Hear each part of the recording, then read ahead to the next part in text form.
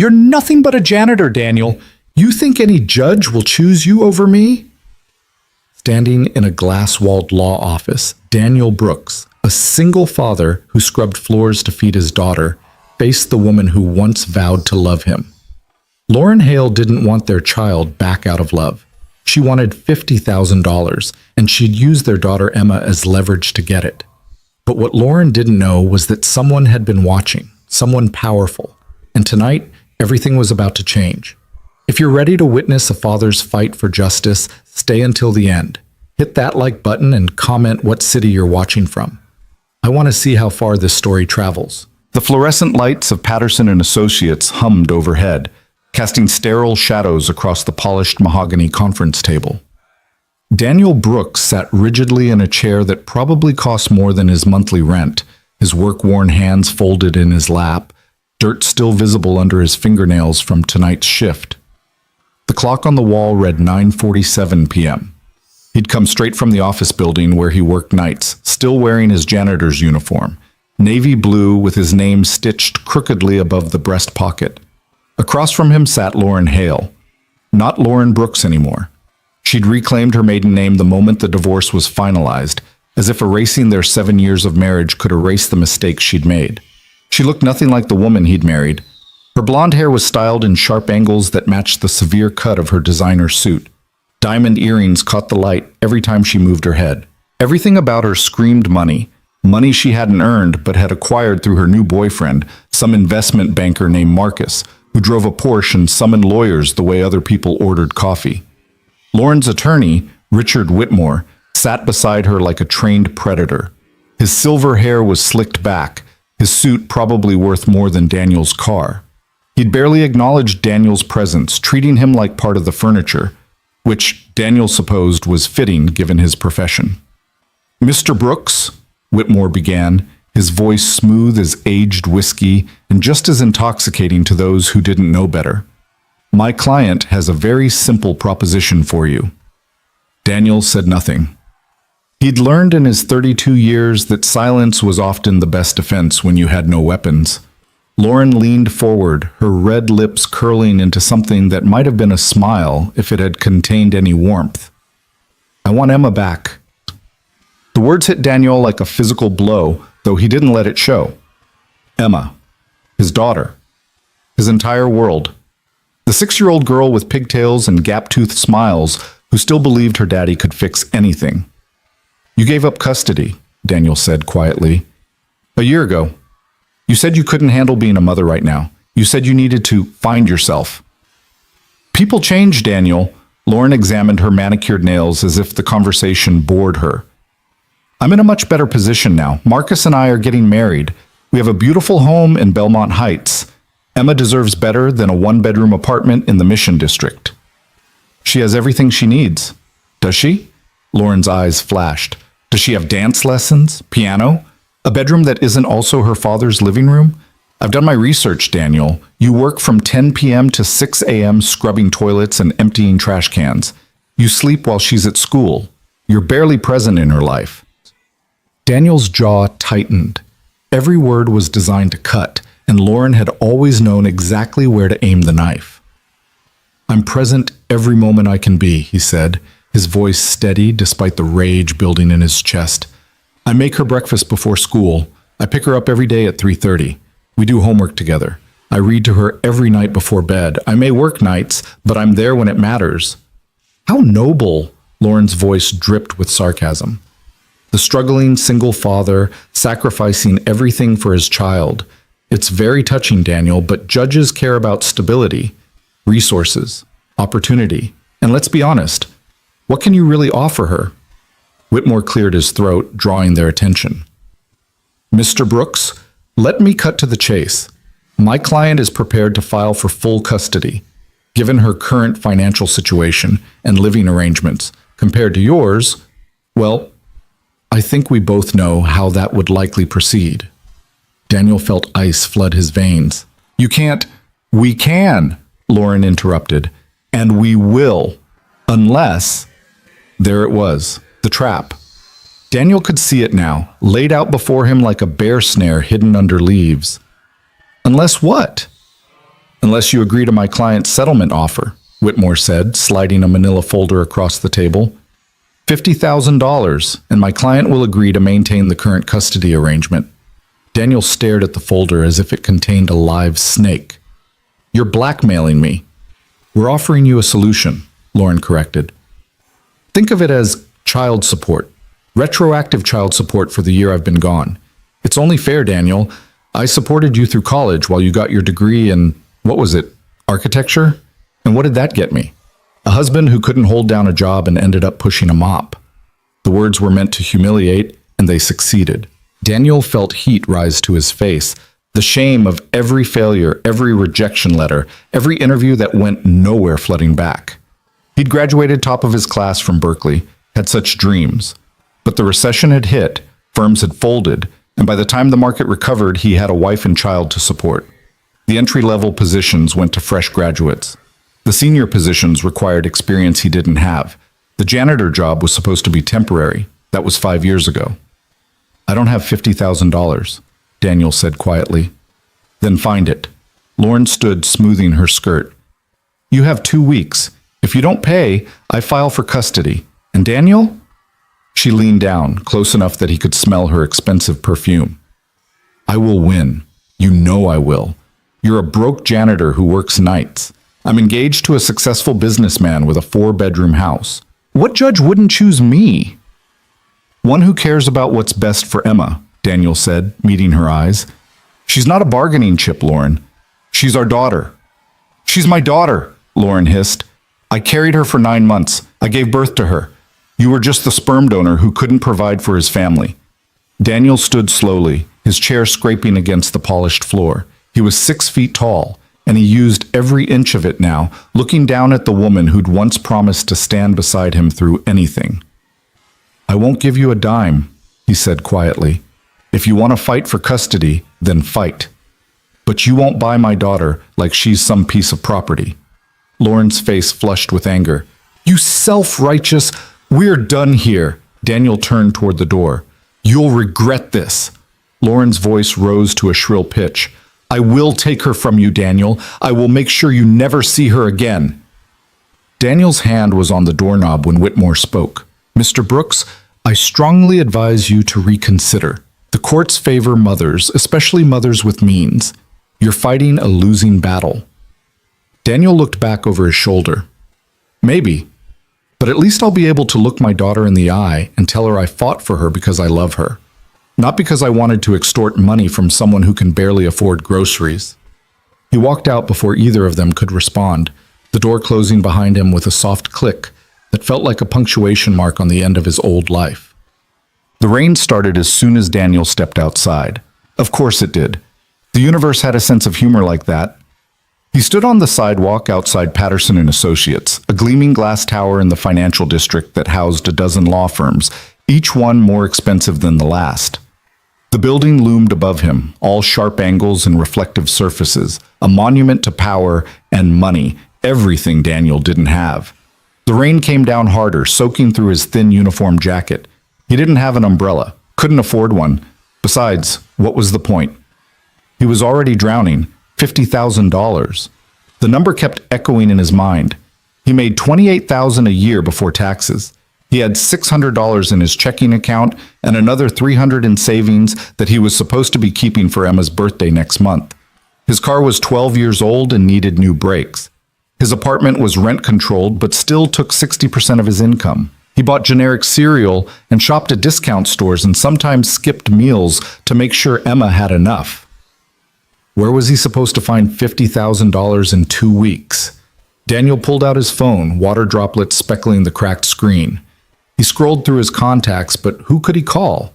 His parents were dead, car accident when he was 23. Lauren's parents had cut him off the moment the divorce was finalized. He had a few college friends, but they drifted away when his life fell apart. When you couldn't afford to go out for drinks or dinner, when you couldn't make it to weddings because you couldn't afford the travel, people stopped inviting you. It wasn't malicious, it was just reality. He was alone. The rain plastered his hair to his forehead, ran down his face like tears he was too proud to shed. Above him, he could see the lights of the law office, Lauren's silhouette visible through the glass. She was probably laughing, celebrating her victory with Whitmore and whatever assistant had stayed late to witness the humiliation. Daniel closed his eyes and thought about Emma. This morning she'd made him a picture in school, a crayon drawing of the two of them holding hands outside their apartment building. She'd written, "I love you, Daddy," in big purple letters across the top, the words crooked and misspelled but perfect in every way that mattered. "We're a team, right, Daddy?" she'd said as she handed it to him. "Right, sweetheart. Always a team." How could he tell her that Mommy was trying to take her away? How could he explain that sometimes love wasn't enough, that the world ran on money and power, and they had neither? The sound of an engine made him open his eyes. A black limousine was pulling up to the curb. Daniel stepped back instinctively. Limos didn't stop for guys like him. It was probably picking up some lawyer or executive from one of the offices above, someone whose hourly rate exceeded Daniel's weekly salary. But the car stopped directly in front of him. The rear window rolled down smoothly, revealing darkness within. Then a voice, crisp, professional, female, cut through the rain. "Daniel Brooks?" Daniel froze. How did they know his name? Yes? "Get in, please. You're getting soaked." "I think you have the wrong..." "I have exactly the right person. Please, Mr. Brooks, I'd like to speak with you." Every instinct screamed that this was wrong, that normal people didn't get picked up by mysterious limousines on rainy nights. But Daniel was beyond caring about normal. His entire life had just imploded. What did he have to lose? He opened the door and slid inside. The interior was warm, dry, and smelled faintly of leather and something floral, jasmine maybe. Soft amber lighting illuminated the cabin, revealing a woman sitting across from him. She was perhaps 50, though it was hard to tell. Her dark hair was cut in a precise bob, streaked with elegant silver at the temples. She wore a charcoal suit that probably cost more than Daniel's entire wardrobe, and her posture radiated the kind of confidence that came from never having to ask permission for anything. Her eyes were sharp, intelligent, and currently studying Daniel with an intensity that made him feel like a specimen under a microscope. "You're probably wondering who I am," she said. "The thought had crossed my mind." A slight smile touched her lips. "My name is Victoria Ashford. I'm the CEO of Ashford Industries." Daniel's stomach dropped. Ashford Industries was one of the largest real estate development firms in the state. They built skyscrapers, shopping centers, entire neighborhoods. Their corporate headquarters took up 3 floors of the building where Daniel worked, where Daniel was a janitor. "I clean your offices," Daniel said quietly. "I know. Building C, floors 18 through 20, Monday through Friday, 10 p.m. to 6 a.m. You've worked for our contracted cleaning company for 3 years now." Daniel's mind reeled. Why would you know that? Victoria reached into a slim briefcase beside her and pulled out a folder. She opened it, revealing what appeared to be personnel files. "Daniel James Brooks," she read. 32 years old, bachelor's degree in architecture from UC Berkeley, graduated summa cum laude. Unemployed for 6 months after graduation due to the recession. Took temporary work as a janitor to support your wife and newborn daughter. Marriage ended in divorce 1 year ago. Single father to Emma Brooks, age 6. No criminal record, no debts beyond standard living expenses. By all accounts, an exemplary employee and dedicated father. "You've been investigating me?" Daniel's voice came out sharper than he intended. "Observing," Victoria corrected. "There's a difference." "Why?" "Because 3 years ago you did something that caught my attention." Daniel searched his memory, coming up empty. It was late, Victoria continued, around 2 a.m. I'd been working in my office. I often work late, and I'd left some architectural plans spread out on my conference table. Preliminary designs for our Bayside Towers project, highly confidential, worth millions if leaked to our competitors. Daniel remembered. How could he forget? "I saw them when I came in to clean," he said slowly. "The door was open. The lights were on." "And what did you do?" "I didn't touch them. I cleaned around the table, emptied the trash, and left a note on your desk saying the conference room hadn't been cleaned because of the materials left out. I suggested you call when they were cleared so we could finish the job." "Exactly." Victoria leaned forward. "Do you know what most people would have done? They would have taken pictures with their phone. They would have sold those plans to our competitors for enough money to change their lives. But you didn't. You respected the privacy of documents that meant nothing to you personally, but everything to my company. I'm not a thief. No, you're not. And that moment told me more about your character than any background check could. Victoria closed the folder. I started paying attention after that. I noticed how you always arrived 15 minutes early for your shift, how you stayed late if a job wasn't finished perfectly, how you never cut corners, never did less than your best, even though you were cleaning office buildings in the middle of the night for minimum wage. Daniel didn't know what to say. The idea that someone, especially someone like Victoria Ashford, had been watching him, noting his actions, felt surreal. I also noticed the picture, Victoria continued. The one you keep in your locker. You and your daughter at the park. She's holding an ice cream cone and you're both laughing. You look at that picture every night before your shift starts. I've seen you. Something in Daniel's chest cracked. The thought of someone witnessing those small, private moments, the moments when he reminded himself why he pushed through 18-hour days, felt both invasive and strangely comforting. Why are you telling me this? He asked. Because 45 minutes ago, I watched you walk into Patterson and Associates. I know Richard Whitmore. I know the kind of law he practices. And when you walked out looking like someone had driven a knife between your ribs, I knew exactly what had happened in that office. You were watching the building? My driver was parked outside. I had a late dinner meeting in the area. Call it coincidence or fate, but I saw you go in and I saw you come out. And I decided it was time to stop observing and start acting. Daniel shook his head, water from his hair dripping onto the leather seat. I don't understand. Why do you care what happens to some janitor? Because you're not some janitor, Daniel. Victoria's voice was firm. You're an architect who is beaten down by circumstances. You're a father who works 60-hour weeks to provide for his child. You're a man who maintains his integrity even when no one's watching. And I've built my company on the principle that talent and character matter more than circumstance.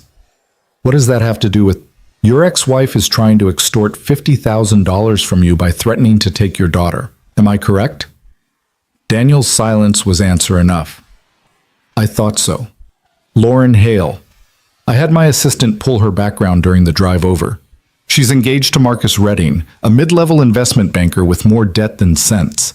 They're living beyond their means in a house they can barely afford. My guess? They need cash and decided you were an easy mark. How did you... I didn't become CEO of a billion-dollar company by being slow with information, Daniel. The question is, what are you going to do about it? I don't have $50,000. I know, but I do. Daniel's heart stopped. I can't accept... I'm not offering you charity. Victoria's tone was businesslike now. I'm offering you a job. A job? I need an architect. Someone with fresh eyes and genuine passion for design. Someone who understands that buildings aren't just structures, they're homes, workplaces, communities. Someone who won't cut corners or compromise integrity for profit. She paused. Sound like anyone you know? Daniel felt dizzy. You're offering me a job as an architect? At Ashford Industries? Junior architect to start. Salary of $75,000 a year with full benefits and a signing bonus of $50,000. The bonus comes with one condition. You use it to fight for your daughter. Not to pay off your ex-wife, but to hire the best family law attorney in the state and bury her extortion attempt in court. This isn't real. Things like this don't happen. They do when you spend 3 years proving you're worth the investment. Victoria extended her hand.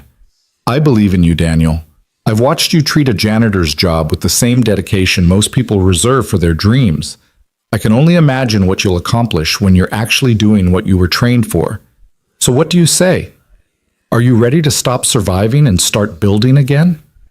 Daniel stared at her outstretched hand. His mind was racing, trying to find the catch, the angle, the trap. But all he could see was Emma's face, her gap-toothed smile, her absolute faith that Daddy could fix anything. Maybe she'd been right all along. He reached out and shook Victoria's hand. Yes, he said, his voice stronger than it had been in years. Yes, I am. Victoria's smile was genuine now, transforming her entire face. Excellent. My attorney will contact you tomorrow morning with the employment contract and the name of the family lawyer I want you to work with. Her name is Sarah Chen. She's a pit bull in the courtroom, and she doesn't lose custody cases. She'll make Lauren regret ever threatening you. I don't know how to thank you.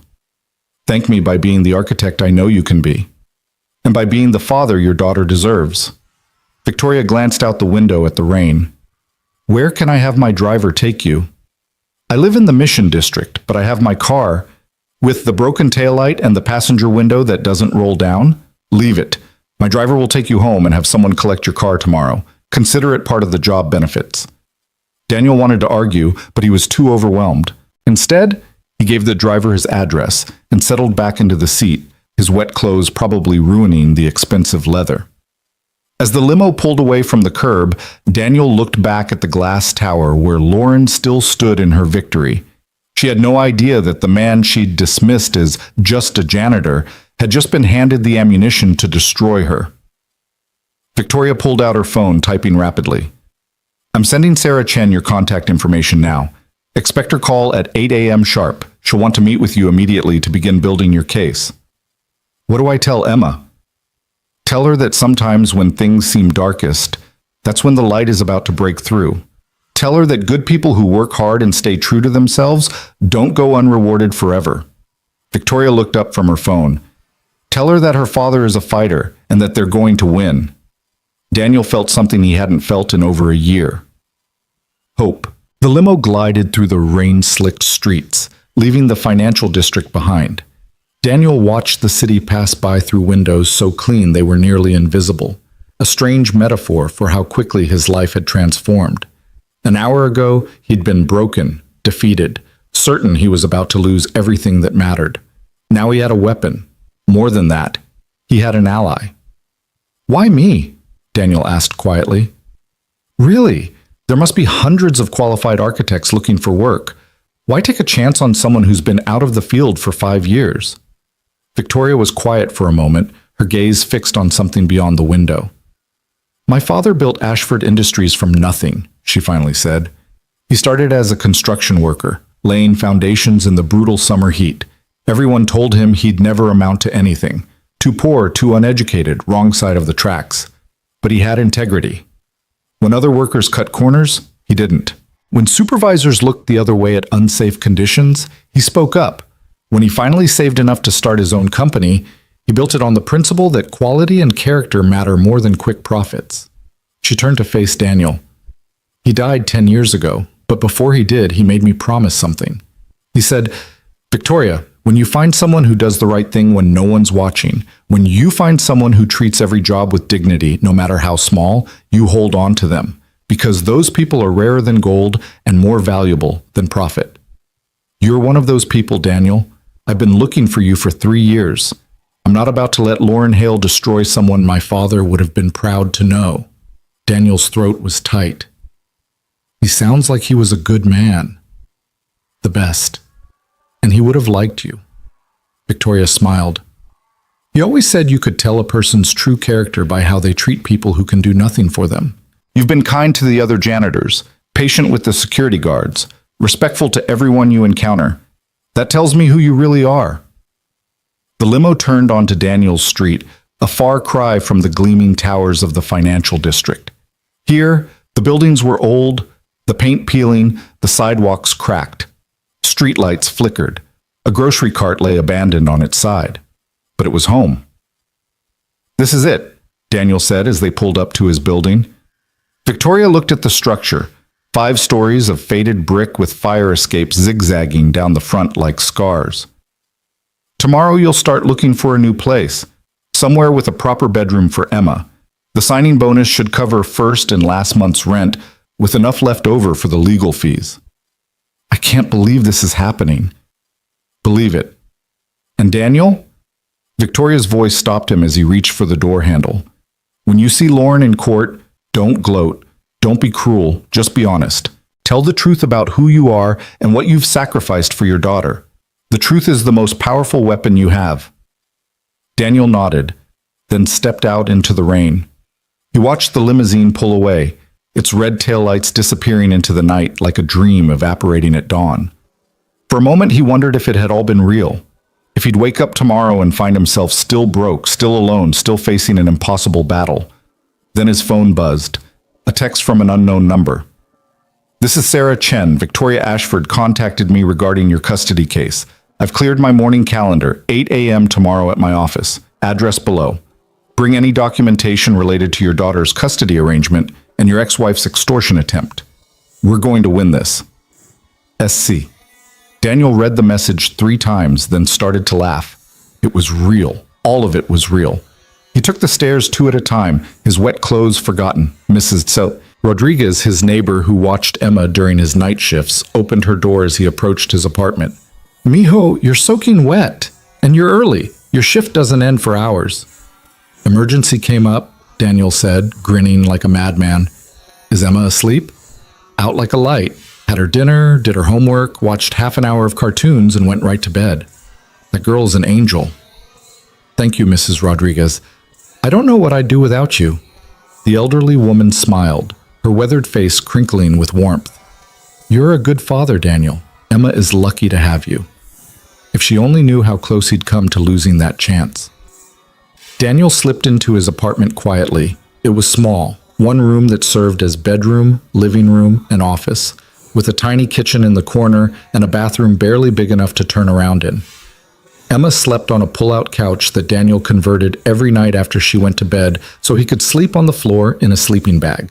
It wasn't much, but it was theirs. He crossed to where Emma slept, her small form barely making a bump under the blankets. Her favorite stuffed rabbit, a threadbare thing she'd had since she was 2, was clutched in her arms. In the dim light from the street, she looked impossibly small, impossibly precious. Daniel knelt beside the couch and gently brushed a strand of hair from her face. "Hey, sweetheart," he whispered. "Daddy's home early tonight." Emma stirred, her eyes fluttering open. "Daddy?" "Yeah, baby, it's me." "Did you fight the trash monsters?" It was their game. The trash he emptied every night became monsters in Emma's imagination, and Daddy was the hero who defeated them. "I fought something scarier than trash monsters tonight," Daniel said softly. "But I won." "You always win, Daddy. You're the strongest." Daniel's eyes burned. He wasn't strong. He was exhausted, terrified, barely holding on. But to Emma, he was invincible. Maybe it was time to start believing her. "Go back to sleep, sweetheart. Tomorrow's a big day." "Why?" "Because tomorrow, everything changes." Emma yawned, already drifting off again. "Okay, Daddy. Love you." "I love you too, baby. More than anything in the world." He stayed there for a long time, watching her sleep, letting the reality of what had happened tonight sink in. Lauren had tried to break him. She'd used his poverty, his circumstances, his love for his daughter as weapons. She'd been so certain she would win. She had no idea what was coming. Daniel pulled out his phone and looked at Sarah Chen's message again. 8 a.m. He'd need to call in sick to his shift tomorrow, his last shift as a janitor. By this time next week, he'd be working as an architect again. He'd have health insurance, a retirement plan, enough money to buy Emma the bicycle she'd been wanting for her birthday, and he'd have the resources to fight Lauren in court and win. He opened his notes app and began typing everything he could remember about tonight's meeting. Every threat Lauren had made, every word Whitmore had said. Sarah Chen would want details, and Daniel was going to give her ammunition. Outside, the rain had stopped. Through the single window of their apartment, Daniel could see the clouds beginning to break, revealing stars that had been hidden for days. Tomorrow, he would walk into Sarah Chen's office not as a victim, but as a man with the means to fight back. He would face Lauren not with desperation, but with confidence.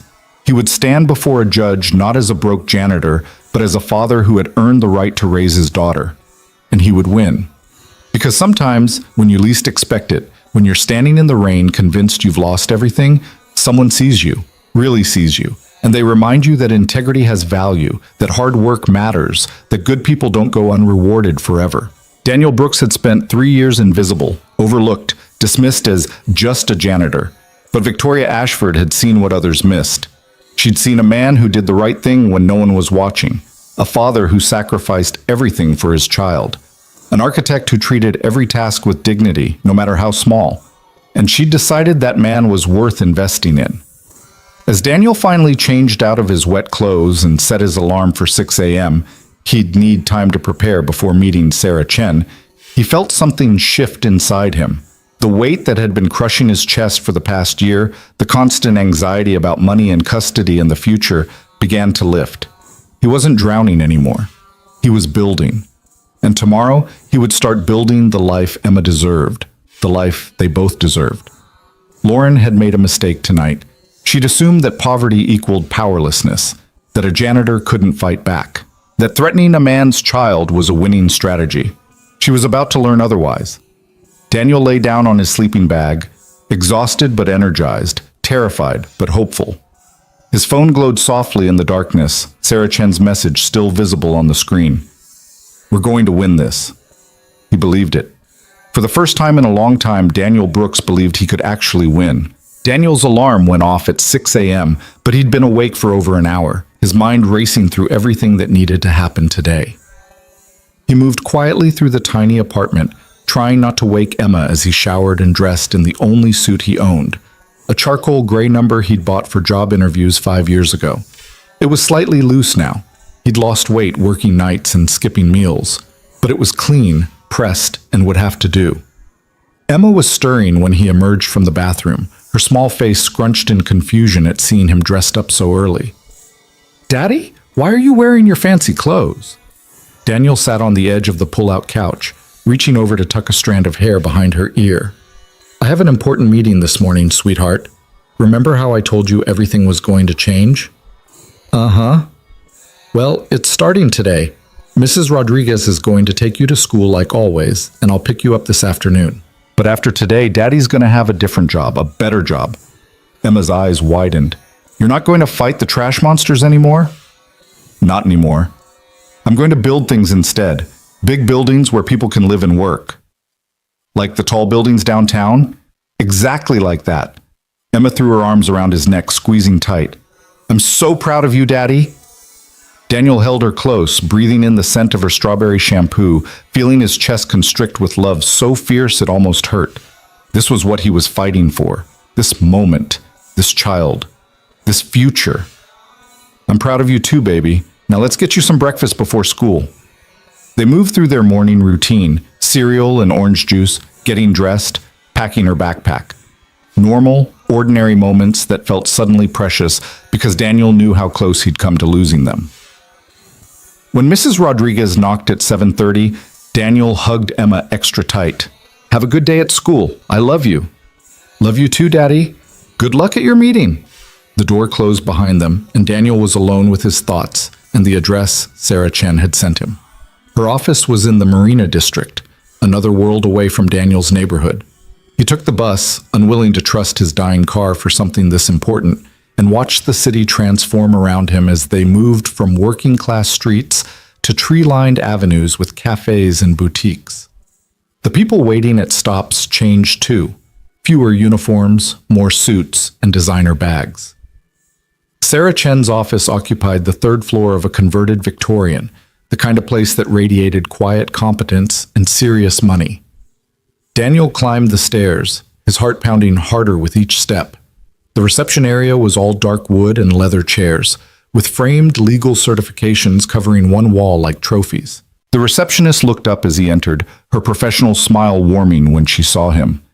"You must be Daniel Brooks. Miss Chen is expecting you. Can I get you coffee or water?" "Water would be great, thank you." "Right through that door. She's ready for you." Daniel had expected someone older, severe, maybe wearing glasses and a permanent scowl. Sarah Chen was none of those things. She couldn't have been more than 40, with shoulder-length black hair and sharp, intelligent eyes that assessed him in the 3 seconds it took to cross her office.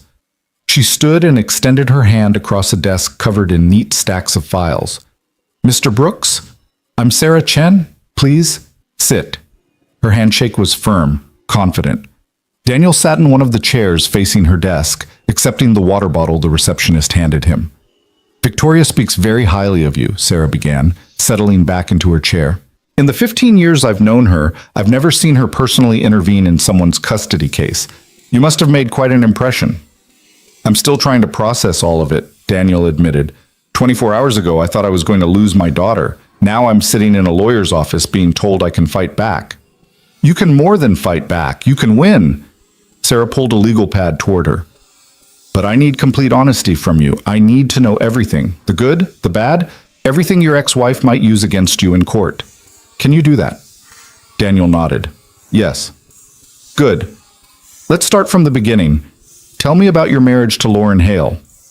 For the next hour, Daniel laid it all out. How they'd met in college, young and optimistic and convinced love could conquer anything. How she'd supported him through his final year while working as a receptionist at a dental office. How they'd gotten married right after graduation, both of them certain his architecture degree would lead to immediate success. Then the recession hit. The firm that had promised him a position went bankrupt. 6 months of applications led nowhere. Lauren got pregnant, and suddenly they needed money fast. The janitor job was supposed to be temporary, just until something better came along. But nothing better came along, Daniel said quietly. The economy recovered, but by then I had a gap in my resume. Firms wanted recent graduates or experienced architects. I was neither, and Lauren started to resent me. When did the marriage fall apart? About a year after Emma was born. Lauren said she couldn't handle being married to someone with no ambition. She wanted the life she'd imagined, nice house, vacations, private schools for Emma. I was working 60 hours a week scrubbing floors and we could barely afford rent. She had an affair with a colleague at her office. I found out, confronted her, and she said she wanted a divorce. Sarah wrote notes on her pad, her expression neutral. And the custody arrangement? She said she couldn't be a mother right then, that she needed to focus on rebuilding her life. I was shocked. I thought she'd fight for Emma. But her lawyer drew up papers giving me full physical custody with Lauren having visitation rights every other weekend. She barely exercised those rights. Sometimes she'd cancel last minute and Emma would be devastated. How often did she cancel? Maybe half the time? She always had excuses, work commitments, trips with Marcus. Emma stopped asking when Mommy was coming. That's good, Sarah said, still writing. Shows a pattern of disinterest. Now tell me about last night. Everything that was said. Daniel recounted the meeting in excruciating detail. Lauren's designer clothes and cold eyes, Whitmore's smooth threats, the demand for $50,000. Sarah's pen moved rapidly across the page, occasionally stopping as she asked clarifying questions. Did they actually use the word extortion or blackmail? No, they called it a settlement offer, but the implication was clear: pay or lose Emma. And you have no recording of this conversation? No, I didn't think to. It's fine, your testimony will be enough, especially once we add everything else to the record. Sarah set down her pen and looked at him directly. Here's what's going to happen. Lauren's attorney is expecting you to either pay the $50,000 or roll over and let her file for custody unopposed. Instead, we're going to file a motion to modify custody first, specifically to request full legal custody in addition to the physical custody you already have, and to limit her visitation based on her pattern of neglect and her extortionate behavior. Daniel's eyes widened. We're going on offense? Always. The best defense is a strong offense. We're going to force her to defend her actions in court, rather than letting her attack you. We'll document every canceled visit, every missed birthday, every time she chose her new life over her daughter. And we're going to expose her extortion attempt for exactly what it is, a desperate grab for cash using a child as leverage. Won't that make her fight harder? Probably, but here's the thing. Lauren has made a critical mistake. She assumed the fight would be about money, about who has the nicer house and better resources. We're going to make it about something else entirely. Who has actually been a parent to Emma for the past year? Sarah pulled out another file, this one thicker. I need you to document everything. Every morning you've made Emma breakfast, every time you've picked her up from school, every parent-teacher conference, every doctor's appointment, every bedtime story. I want receipts, photos, emails from teachers, testimony from your neighbor who watches Emma during your work hours. We're going to build an ironclad record that you have been the consistent, stable parent in Emma's life. I can do that. Good. I'll also need character references. People who can testify to your parenting and your integrity. Your neighbor, Emma's teachers, maybe your supervisor at work. Actually, Daniel said, feeling surreal even as he spoke the words, as of today, my supervisor is Victoria Ashford. I start as a junior architect at Ashford Industries next week. Sarah's eyebrows rose slightly. Victoria works fast. That's excellent. A stable, well-paying job completely undermines Lauren's argument that you can't provide for Emma. What's your new salary? $75,000 plus benefits and a signing bonus. Perfect. We'll present that as evidence of your career prospects and financial stability. Lauren's argument was that you're just a janitor. Well, now you're an architect with a major firm. Game over on that front. Daniel felt something loosening in his chest, the first real breath he'd taken in days. You really think we can win this? Sarah leaned forward, her gaze intense. Daniel, I've been practicing family law for 18 years. I've seen hundreds of custody cases. The ones I lose are the ones where the parent genuinely isn't fit or where there's abuse involved. This is neither. This is a mother who abandoned her child for a year, barely maintained contact, and is now trying to extort money from the father who actually did the work of parenting. Unless you're hiding something catastrophic from me, criminal history, substance abuse, something genuinely disqualifying, we're going to win this case. The only question is how badly we embarrass Lauren in the process. I have nothing to hide. I've spent the last year being the best father I know how to be. Then we're going to prove that in court. I'm filing our motion today. Lauren and her attorney will be served by end of business tomorrow. They're going to realize very quickly that they miscalculated. And Daniel? Sarah's expression softened slightly. When this is over, Emma is going to know that her father fought for her, not with money, but with truth and love. That's a gift that will last her entire life. Daniel's throat was tight. Thank you. I don't know how to repay you for this. Do good work for Victoria. Be a good father to Emma. That's payment enough. Now I need you to go home and start documenting. I want a timeline of every significant interaction you've had with Emma since the divorce. Every visit Lauren canceled, every milestone she missed. Can you do that? Yes. Good. I'll call you tomorrow after Lauren's been served. Things are going to move quickly from there. Daniel stood, shaking Sarah's hand again. As he turned to leave, she called after him. Mr. Brooks? One more thing. When we go to court, I need you to stay calm.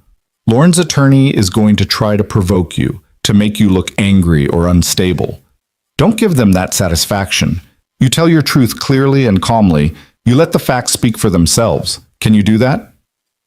Daniel thought about last night, standing in the rain, feeling defeated. Then he thought about Victoria's words in the limousine, about integrity and character mattering more than money. I can do that. Good. I'll be in touch. The receptionist smiled at him on his way out. Good luck, Mr. Brooks. Thank you. He took the stairs down slowly, processing everything Sarah had said. File first, go on offense, expose the truth. It was such a different approach than he'd imagined, so much bolder, but it felt right. His phone buzzed as he reached the street, a text from a number he didn't recognize. Daniel, this is James Hartwell from Ashford Industries HR. Victoria asked me to reach out. Can you come by the office today at 2 p.m. to handle your onboarding paperwork? We'd like to get you started as soon as possible. Reply to confirm. Daniel stared at the message, reality hitting him again.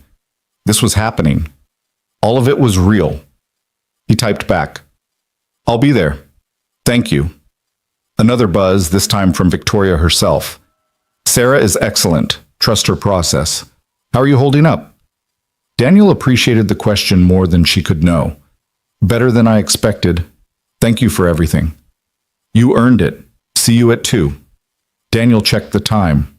11:30. He had 2.5 hours before the meeting at Ashford Industries. Enough time to go home, change, and start the documentation Sarah had requested. The bus ride back to the Mission District felt different this time. The streets didn't look quite so bleak, the buildings not quite so run down. Or maybe they were exactly the same, and Daniel was just seeing them through different eyes, the eyes of someone who had hope again. Mrs. Rodriguez was sweeping the hallway when he arrived home, her weathered face breaking into a smile when she saw him. Mijo, how did your meeting go? Better than I could have imagined. Mrs. Rodriguez, I need to ask you something. Would you be willing to testify in court about what kind of father I am, about how I take care of Emma? The elderly woman's expression turned fierce. I would testify to the Pope himself if it meant helping you keep that child. You are the best father I have ever seen, Daniel. You work yourself to the bone for that little girl. Anyone who says different is a liar. Thank you. My lawyer is going to contact you. Just tell her the truth about what you've observed. The truth is easy. You love that child more than life itself.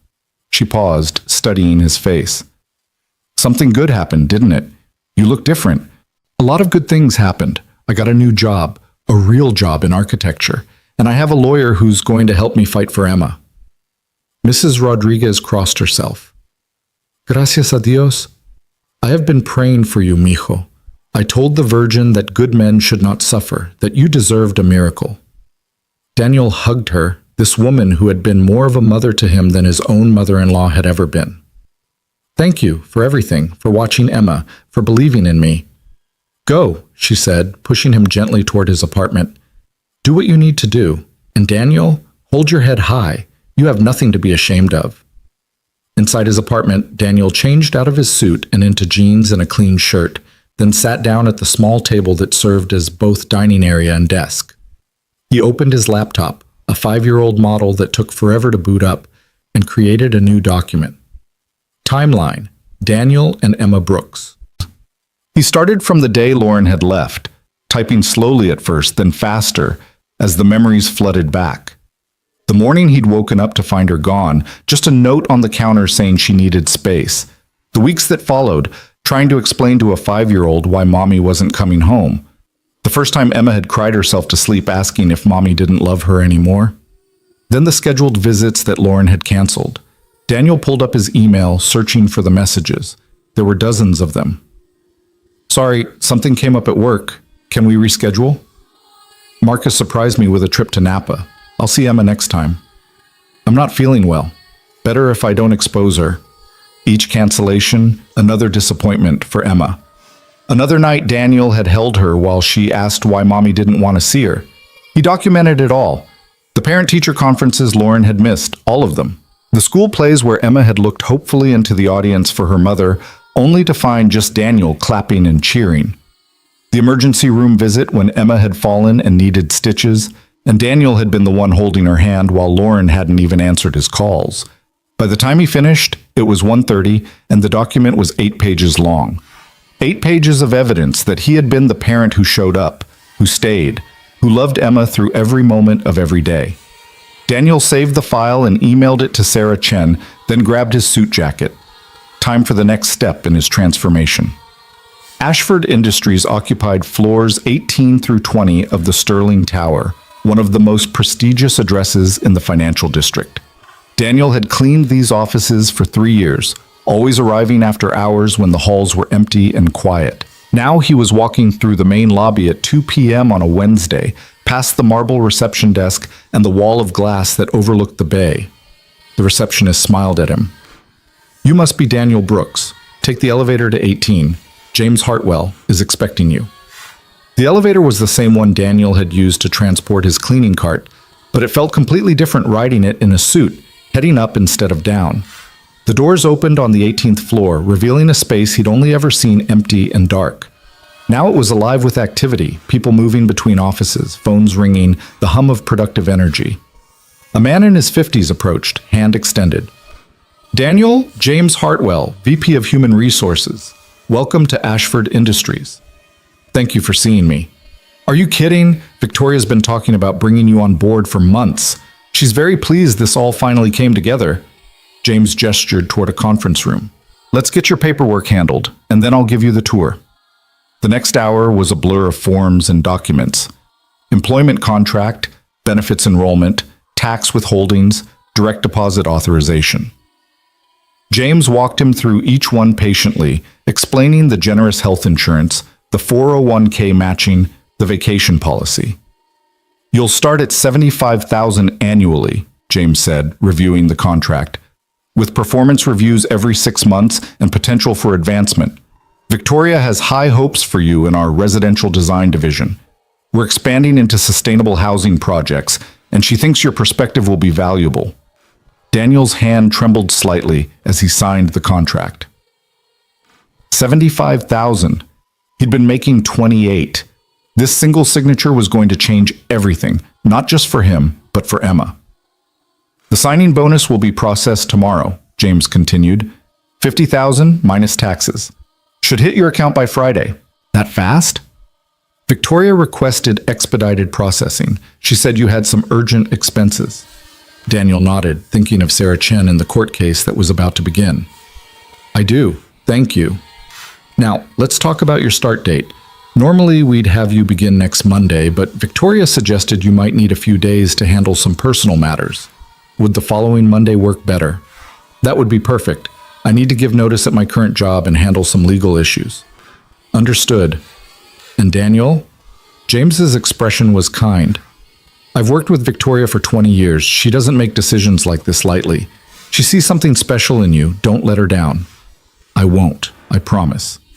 After the paperwork was complete, James gave him the tour. The residential design division occupied half of the 19th floor, a bright space filled with drafting tables, computer stations running CAD software, and a conference room with walls covered in architectural renderings. 3 other architects worked in the space, all of them looking up curiously as James introduced Daniel. Everyone, this is Daniel Brooks. He'll be joining us as a junior architect starting next week. Daniel graduated summa cum laude from Berkeley's architecture program and brings a unique perspective to our team. A woman in her 40s with red hair and warm eyes stood up. Rachel Morrison, senior residential architect. Berkeley, huh? Go Bears. Daniel smiled. Go Bears. You'll be working primarily with Rachel, James said. She heads up our affordable housing initiative. Affordable housing? Daniel repeated. Rachel nodded. Victoria's passion project.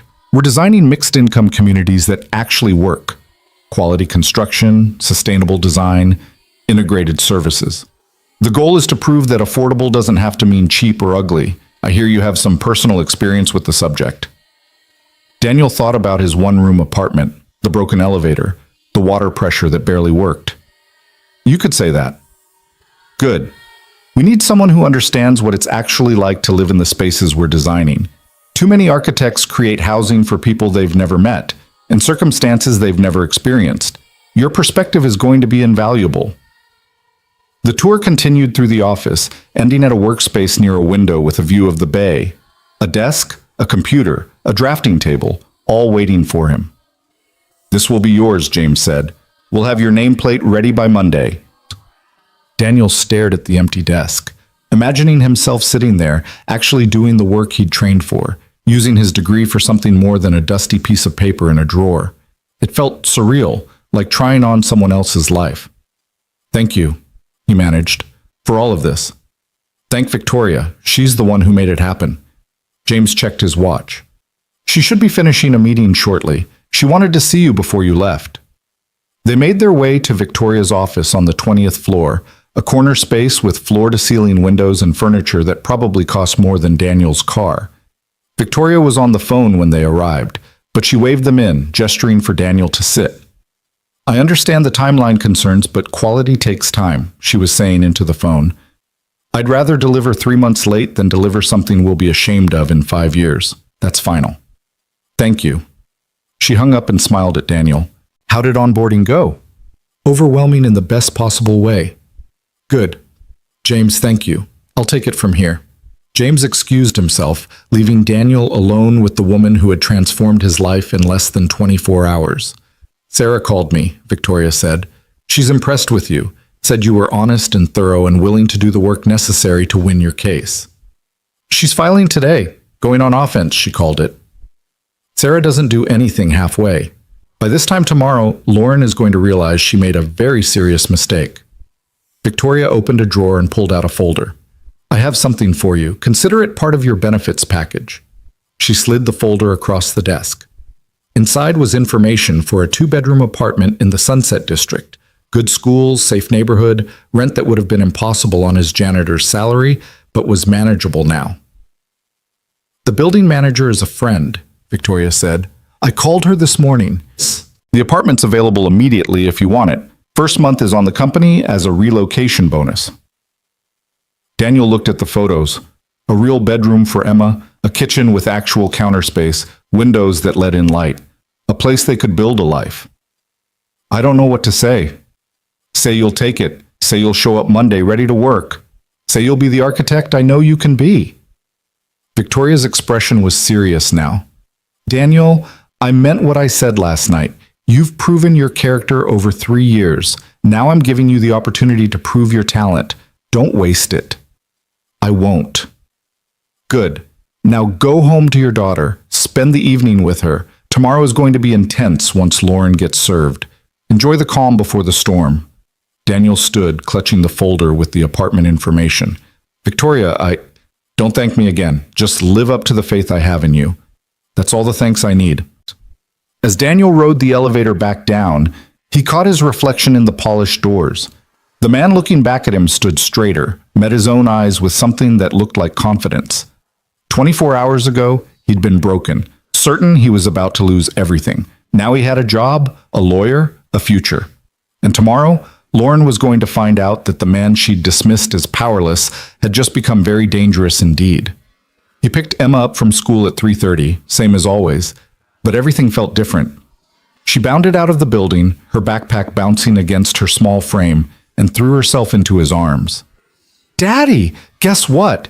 I got a gold star on my math test.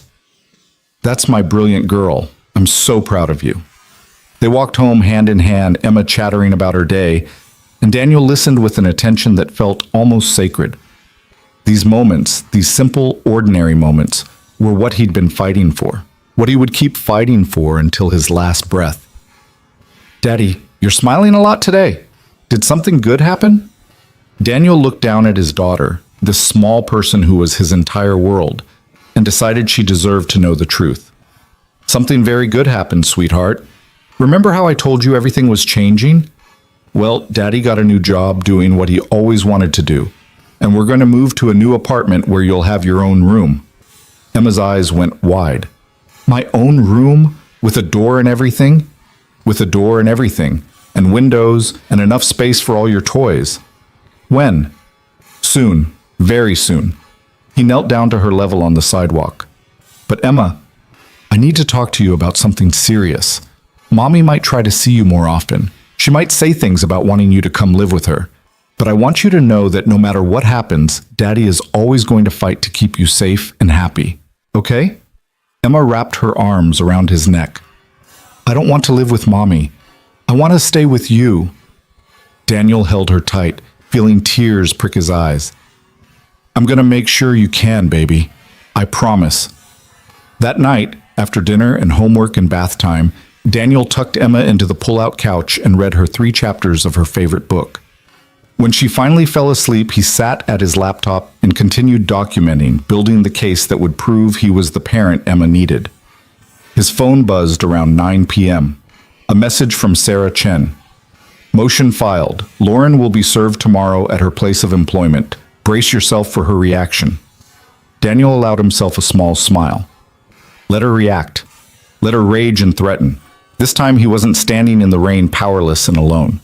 This time he had weapons of his own. Lauren's call came at 11:15 the next morning, while Daniel was finishing his 2-week notice with the cleaning company supervisor.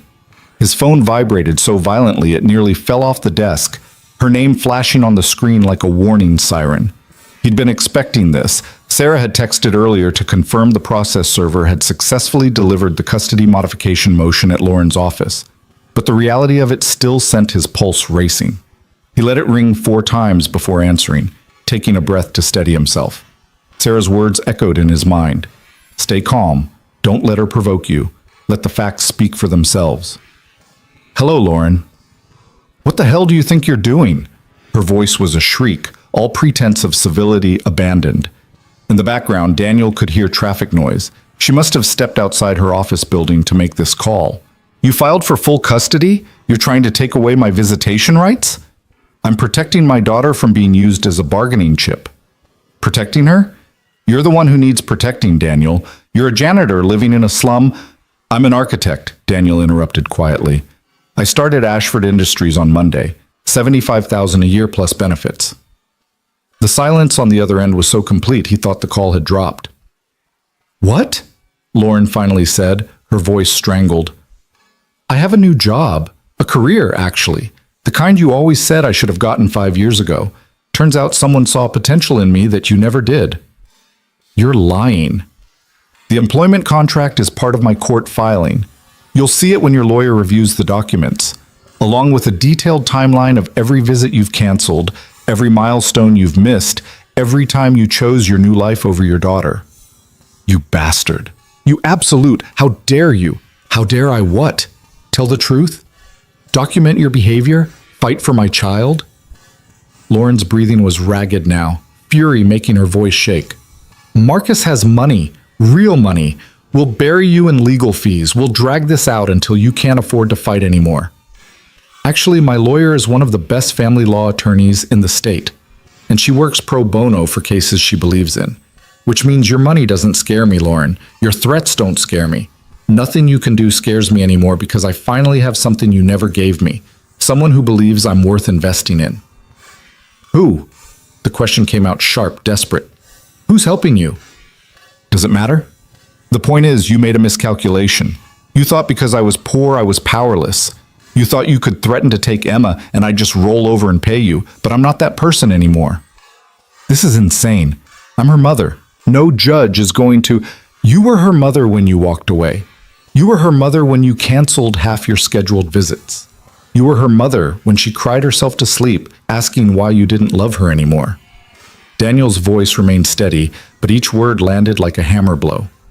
"What you are now is someone trying to extort money from your ex-husband using your child as leverage. And yeah, I think a judge is going to have some thoughts about that.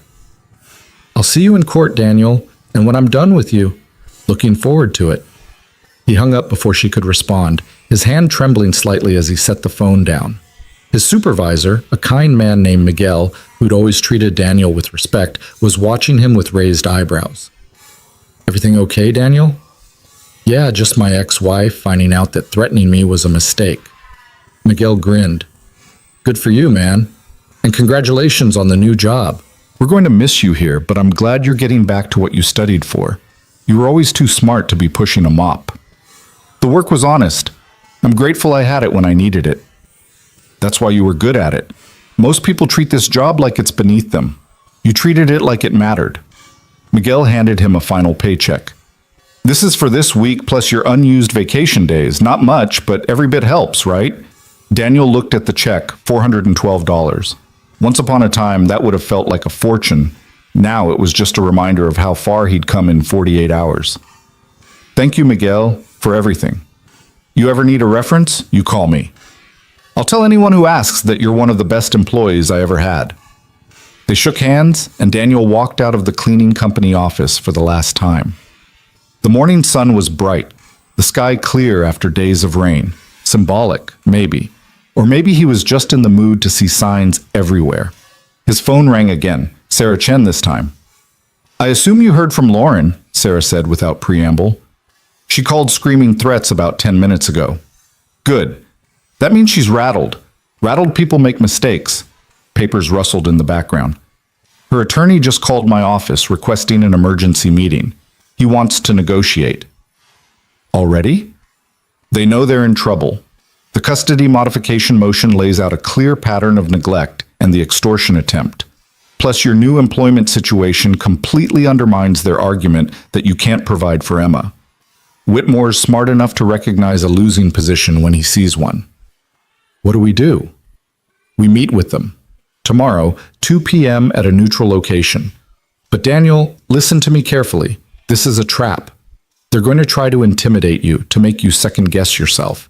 They'll paint Lauren as a reformed mother who made mistakes but wants to do better. They'll minimize the extortion as a misunderstanding. Don't fall for it." "I won't.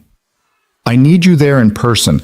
I want them to see who they're dealing with. Not some broken-down janitor they can push around, but a professional who's gotten his life together and won't be bullied. Can you do that?" "Yes." "Where?" Sarah gave him the address of a mediation center downtown. "Wear the suit. Look them in the eye. Let them see they've lost." After hanging up, Daniel drove to the Sunset District apartment Victoria had arranged. The building manager, a woman named Patricia with gray hair and a warm smile, was waiting for him with keys. Victoria called ahead, Patricia said as she led him up to the second floor. She speaks very highly of you. She's been incredibly generous. She's a good judge of character. If she vouches for you, that's good enough for me. Patricia unlocked apartment 2C and pushed the door open. 2 bedrooms, 1 bath, updated kitchen. Rent includes water and garbage, laundry in the basement. Daniel stepped inside and felt something in his chest expand. Sunlight poured through windows that actually opened. The living room was twice the size of his entire current apartment. The kitchen had a full-size refrigerator and a stove with all 4 burners working. And down a short hallway, 2 bedrooms. One for him, one for Emma. The previous tenant kept it clean, Patricia said. You can move in any time. First month's rent is covered, and after that it's $1,800 a month. Sound fair? $1,800. That would have been impossible before. Now, with his new salary, it was manageable. More than manageable. It's perfect. Thank you. Welcome home, Mr. Brooks. Daniel walked through the apartment alone after Patricia left, imagining Emma running down the hallway, picking which bedroom she wanted, decorating it with her drawings and stuffed animals. He imagined cooking actual meals in the kitchen, sitting at a real table for dinner instead of perched on the pull-out couch. He imagined waking up in a bed that wasn't on the floor, getting dressed in a room that wasn't also his daughter's bedroom. This was what normal felt like. This was what he'd been fighting for. His phone buzzed with a text from Victoria. Heard you accepted the apartment. Smart choice. How are you holding up? Daniel typed back. Better every hour. Meeting with Lauren's lawyer tomorrow. Remember, you hold all the cards now. Don't let them convince you otherwise.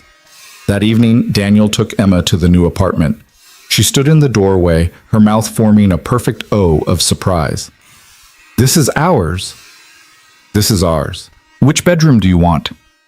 Emma ran down the hallway, her footsteps echoing in the empty space, checking both rooms before racing back. The one with the window seat. Can I really have it? It's all yours, sweetheart. We'll move in this weekend. She threw her arms around his waist. This is the best day ever. Daniel wished he could freeze this moment, bottle it up, and save it for when things got hard. Because tomorrow he'd face Lauren and Whitmore, and despite Sarah's confidence, despite his new job and apartment, part of him was still terrified that somehow they'd find a way to take this all away. The mediation center occupied the ground floor of a modern building near City Hall, all glass and neutral tones designed to feel non-threatening. Daniel arrived 15 minutes early, wearing his suit and the confidence Sarah had told him to project, even if he didn't quite feel it yet. Sarah was already there, reviewing documents in the waiting area. Good, you're early. That's good. She looked him over approvingly. You clean up well. Remember what we discussed? Let me do most of the talking, but if they address you directly, answer honestly and calmly. Don't get drawn into arguments. Understood. They're going to try to make you feel guilty, like you're being vindictive or cruel by fighting for full custody. Don't buy it. You're protecting your daughter. There's nothing cruel about that. At precisely 2 p.m., a receptionist led them to a conference room where Lauren and Richard Whitmore were already seated. Lauren looked different from the polished, confident woman who'd sat across from Daniel 2 nights ago. Her makeup was too heavy, as if she'd been crying and tried to cover it, her hands twisted together on the table, and she wouldn't meet Daniel's eyes. Whitmore, by contrast, looked as smooth as ever. He stood as they entered, extending his hand to Sarah. Ms. Chen, thank you for agreeing to meet. Mr. Whitmore. Sarah's handshake was brief, professional, and gave away nothing. They all sat, the table a barrier between them.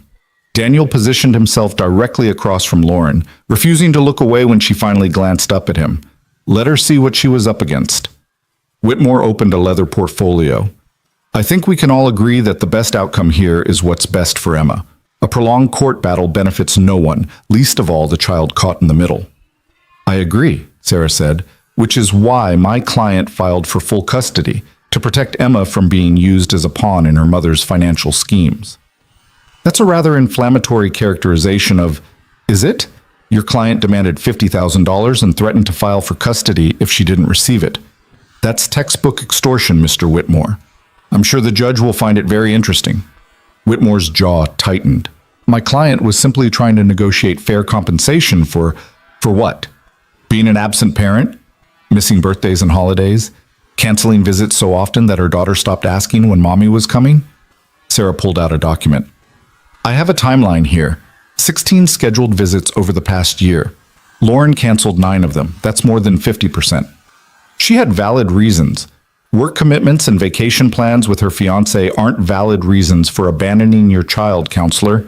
They're choices. Lauren chose her new life over her daughter repeatedly. The record is clear. Lauren finally spoke, her voice small. I made mistakes. I know I did. But I'm trying to do better now. I want to be part of Emma's life. Then why demand money? Daniel said quietly. All eyes turned to him. If you really wanted to be part of her life, you would have asked for more time with her, not cash. You would have shown up to the visits you already had instead of canceling them. But you didn't want Emma. You wanted $50,000. That's not... I was just... Lauren's composure cracked. You don't understand the pressure I've been under. Marcus and I have expenses, and I thought... You thought you could use our daughter as leverage to solve your financial problems. Daniel's voice remained calm, but the words cut deep. That's what this is about, Lauren. Not love, not Emma's welfare. Money. Mr. Brooks, Whitmore interjected, inflammatory accusations aren't productive. They're not accusations if they're true. Sarah placed a recording device on the table. I had a very interesting conversation with the receptionist at Patterson and Associates. Apparently, she overheard quite a bit of what was said during your meeting with my client, including direct quotes about taking Emma away unless Daniel paid up. I wonder how that will sound in court. Whitmore's face paled slightly. Recording someone without their consent is perfectly legal in California as long as one party to the conversation consents. The receptionist consented to share her recollection with me, and what she recalled was very clear. Your client threatened to file for custody as leverage for financial gain. The room fell silent. Daniel watched Lauren's face cycle through emotions: anger, fear, shame. She looked at Whitmore, who was clearly recalculating his strategy. Perhaps, Whitmore said slowly, we can reach an agreement that avoids litigation. My client is willing to withdraw any custody demands if your client agrees to maintain the current arrangement without modification. Not good enough, Sarah said immediately. My client is seeking full legal custody in addition to physical custody, with Lauren's visitation limited to supervised visits until she can demonstrate consistent, reliable parenting. Supervised visits? That's excessive. Is it? She's proven she can't be trusted to follow through on commitments. She's proven she's willing to use Emma as a bargaining chip. Supervised visits protect Emma while giving Lauren the opportunity to rebuild trust. If she's genuinely interested in being a mother and not just in avoiding embarrassment in court. Lauren's eyes filled with tears. You're trying to take her away from me completely. No, Daniel said. I'm trying to protect her from being hurt again. Every time you cancel a visit, Emma thinks it's her fault. She thinks she's not good enough for you to want to see her. Do you have any idea what that does to a 6-year-old? I never meant to hurt her, but you did, over and over. And then when I wouldn't give you money, you threatened to hurt her even more by dragging her through a custody battle. Daniel leaned forward. I spent a year watching our daughter cry over you. I held her when she asked why mommy didn't love her anymore. I made excuses for you, tried to protect your image in her eyes. But I'm done protecting you, Lauren. Emma deserves better. The tears were streaming down Lauren's face now, her carefully applied makeup running in dark streaks. I want to do better. I swear I do. Marcus and I were having problems, and I thought if I could just use your daughter to solve them? Sarah's voice was ice. Here's what's going to happen. You're going to agree to my client's terms. Full legal custody for Daniel, supervised visitation for you on a schedule determined by the court. Or we go to trial, and I put on a show that will make you wish you'd never threatened this man. Your choice. Whitmore whispered urgently to Lauren, but she was shaking her head, the fight draining out of her like water from a broken glass. I can't fight this, she said hoarsely. I can't. Marcus doesn't know I tried to get money from you, Daniel. If this goes to court, if it becomes public, he'll leave me. Then you should have thought of that before you tried to extort me. Please. Lauren looked at him with genuine desperation now.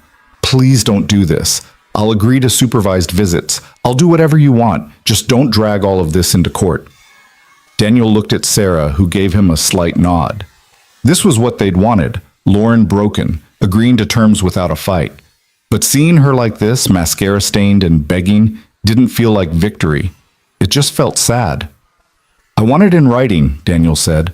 Full legal custody for me. You get supervised visits every other Sunday, 2 hours maximum. The supervisor is chosen by me and paid for by you. You don't cancel unless Emma is genuinely sick, and if you do cancel, you lose that visit. No makeup dates. And Lauren? He waited until she met his eyes. If you ever threaten to take her from me again, if you ever use her as a weapon or a bargaining chip, I will go back to court and cut you out of her life entirely. Are we clear? Lauren nodded, unable to speak. Ms. Chen will draw up the agreement, Whitmore said, defeat heavy in his voice. We'll sign it tomorrow. Today, Sarah corrected.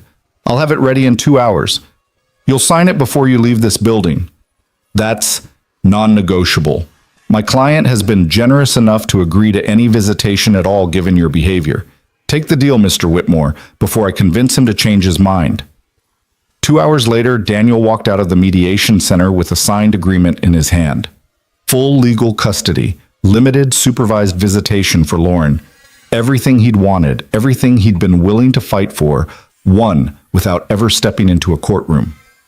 Sarah walked him to his car, her satisfaction evident. That, she said, is what we call a decisive victory. Lauren won't be a problem anymore. She's too worried about Marcus finding out what she tried to do. I almost feel bad for her. Don't.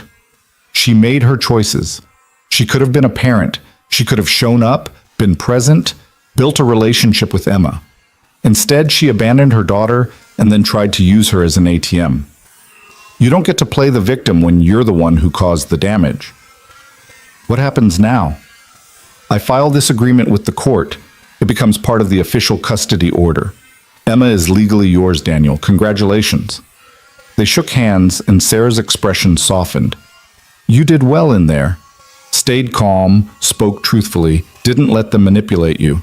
Your daughter is lucky to have you. I'm the lucky one. Take the weekend, move into your new apartment, start your new job Monday. And Daniel, enjoy this. You earned it. Daniel drove home, to his old apartment for now, in a daze. He'd won. Actually won. Emma was his, legally and completely. Lauren couldn't threaten him anymore, couldn't use his poverty as a weapon, couldn't take away the person who mattered most. He picked Emma up from Mrs. Rodriguez's apartment, where she'd been coloring at the kitchen table. Daddy, you're home. I am, and I have some news. He knelt down to her level. Remember how Mommy wanted to see you more? Well, we worked it out. She's going to visit you sometimes, but you're going to stay with me. Always. Is that okay? Emma's face lit up. Really? I don't have to go live with Mommy? Never. You're staying with me. She hugged him so tight he could barely breathe. Good. Because you're my favorite person in the whole world. You're mine too, sweetheart. Mrs. Rodriguez was smiling from the kitchen doorway, her eyes suspiciously bright.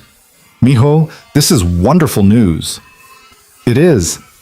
And Mrs. Rodriguez, I can't thank you enough for everything you've done. For watching Emma, for believing in me, for being there when I had no one else. Your family, Daniel. Family helps family, but I think you won't need my help so much anymore, yes? With your new job? I'll still need you, just different hours now. If you're willing? For you and this angel, always. That night, Daniel and Emma packed boxes in their tiny apartment. Most of what they owned could fit in Daniel's car. Their clothes, Emma's toys, a few dishes and books. Everything else was secondhand furniture that wouldn't make the trip. Are we really moving tomorrow? Emma asked, carefully placing her stuffed rabbit in a box. Really, truly, you're going to have your own room, your own closet, space for all your things. Can I paint my room? We can paint it any color you want. Purple? Even purple. Emma was too excited to sleep that night, talking until almost 10 about how she'd decorate her room, where her toys would go, whether they could get a pet fish. Daniel let her chatter, savoring every word, every plan, every dream. This was what childhood should be, excited about the future, feeling safe and loved, not worried about whether Daddy could afford groceries or if Mommy was going to take her away. The next morning, Daniel loaded everything into his car and Mrs. Rodriguez's van, which she'd insisted on lending him.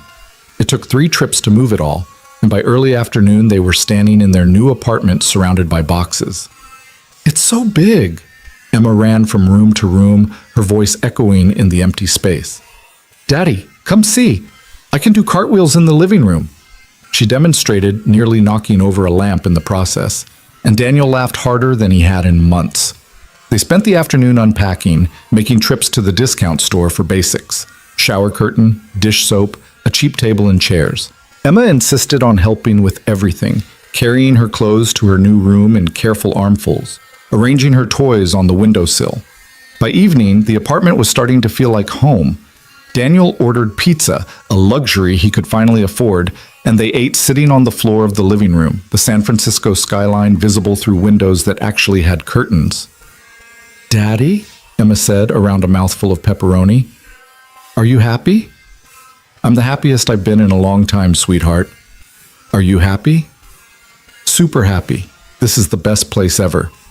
After Emma fell asleep in her new room, her own room, with a door she could close and walls she could decorate, Daniel stood in the doorway, watching her breathe. The evening light filtered through the curtains, casting soft shadows across her peaceful face. She was safe. She was his. Nothing could change that now. His phone buzzed with a text from Victoria. "Heard you settled without going to trial. Well done. Ready for Monday?" Daniel looked around the apartment, at the boxes still to unpack, at the furniture they'd need to buy, at all the pieces of a normal life finally coming together. He typed back, "More than ready. Thank you for giving me the chance to build this." "You built it yourself. I just removed some obstacles. See you Monday morning, architect." Architect. Not janitor. Not broke single father. Architect. Daniel walked to his own bedroom, not a sleeping bag on the floor, and lay down on the mattress he'd bought that afternoon. It wasn't fancy, but it was his, in an apartment that was his, in a life he'd fought for and won. Monday, he would start fresh at Ashford Industries. He would prove Victoria's faith in him wasn't misplaced. He would design buildings that mattered, that helped people, that made the city better. But tonight, he was just Daniel Brooks, father to the most amazing 6-year-old in the world, lying in his own bed in his own apartment, finally able to breathe without the weight of fear crushing his chest. He'd been drowning for so long he'd forgotten what it felt like to touch solid ground. Now, finally, he was standing. Monday morning arrived with fog rolling in from the bay, softening the edges of the city and making everything look like a watercolor painting. Daniel stood in front of the bathroom mirror in his new apartment, adjusting his tie for the 3rd time. His hands were steady, but his heart hammered against his ribs like it was trying to escape. First day, new beginning, everything he'd worked for condensed into this single moment. "Daddy, you look fancy!" Emma appeared in the doorway, already dressed for school in the outfit they'd laid out together last night. "Are you nervous?" "A little bit. Is that silly?" "Nope. I get nervous on the first day of school, too." She crossed to him and took his hand. "But then I remember that I'm smart and brave, and the nervous feeling goes away." "You're smart and brave too, Daddy." Daniel knelt down and hugged her, this small person who somehow always knew exactly what to say. "When did you get so wise?" "I learned from you." They had breakfast together at their new kitchen table, cereal and toast and orange juice, the morning sun streaming through clean windows. Normal. Beautifully, perfectly normal.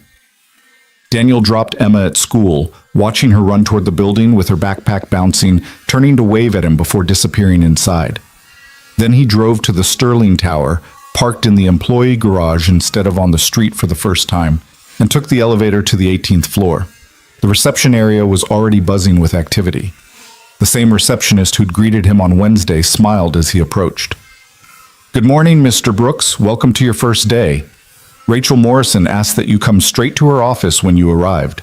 Daniel found his way to the residential design division, where Rachel was already at her desk, surrounded by architectural renderings and coffee cups in various stages of emptiness.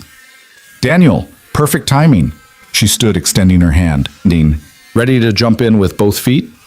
That's the only way I know how. Good answer. Come on, I'll show you your space, and then we'll talk about your first project.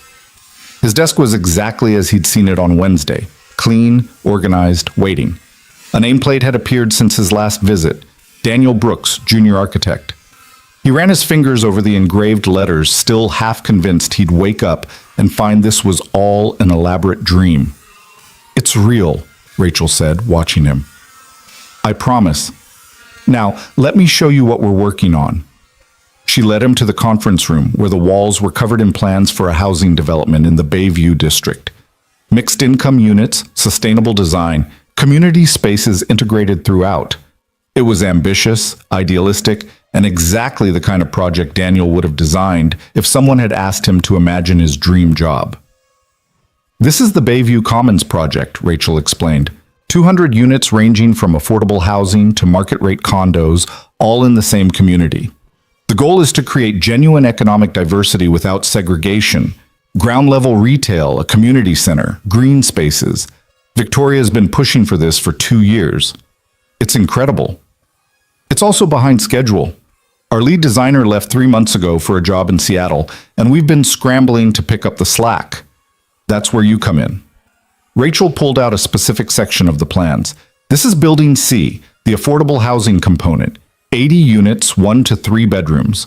We need someone to redesign the interior layouts to maximize space efficiency without sacrificing livability. Think you can handle that? Daniel studied the plans, his architect's eye immediately seeing the problems. The current design wasted space in awkward hallways. The kitchens were too small for families. The bedrooms barely fit standard furniture. But he could also see the solutions, the ways to reconfigure walls and doorways to make the spaces work. I can handle it, but I'd want to make some structural changes too. These support columns, if we move them here and here, we could open up the living areas significantly. Rachel's eyebrows rose. That's actually a really good idea, but it would require engineering approval. I know, but if we're designing homes for families who can't afford much, we should give them every inch of space we can. These units are 700 square feet. That's tight for a single parent with 2 kids. We need to make it work. You sound like you're speaking from experience. I lived in a 400 square foot apartment with my daughter until 3 days ago. I know exactly what it's like to try to make a too small space feel like home. Rachel studied him for a long moment, then smiled. Victoria was right about you. Okay, let's do it. I'll set up a meeting with the structural engineers for tomorrow. In the meantime, start sketching out your ideas. I want to see what you come up with.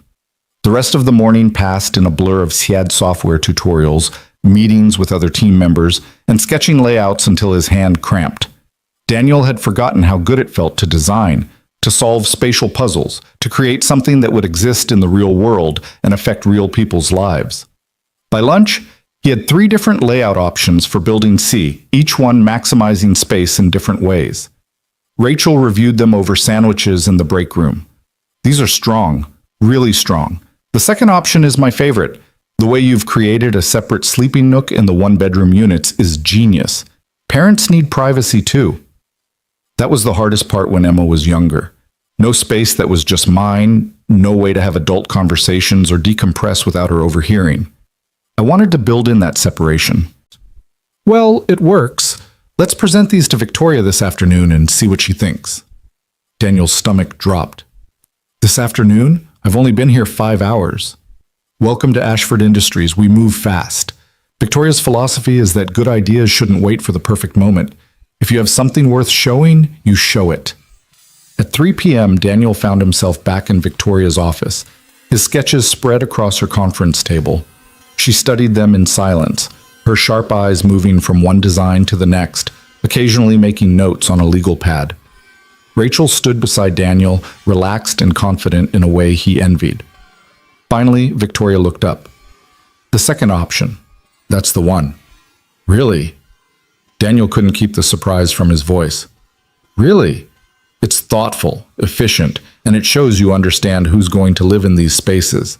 That nook in the 1-bedroom is brilliant. And these storage solutions in the kitchen, most architects forget that low-income families can't afford to eat out. so they need real cooking space. She turned to Rachel.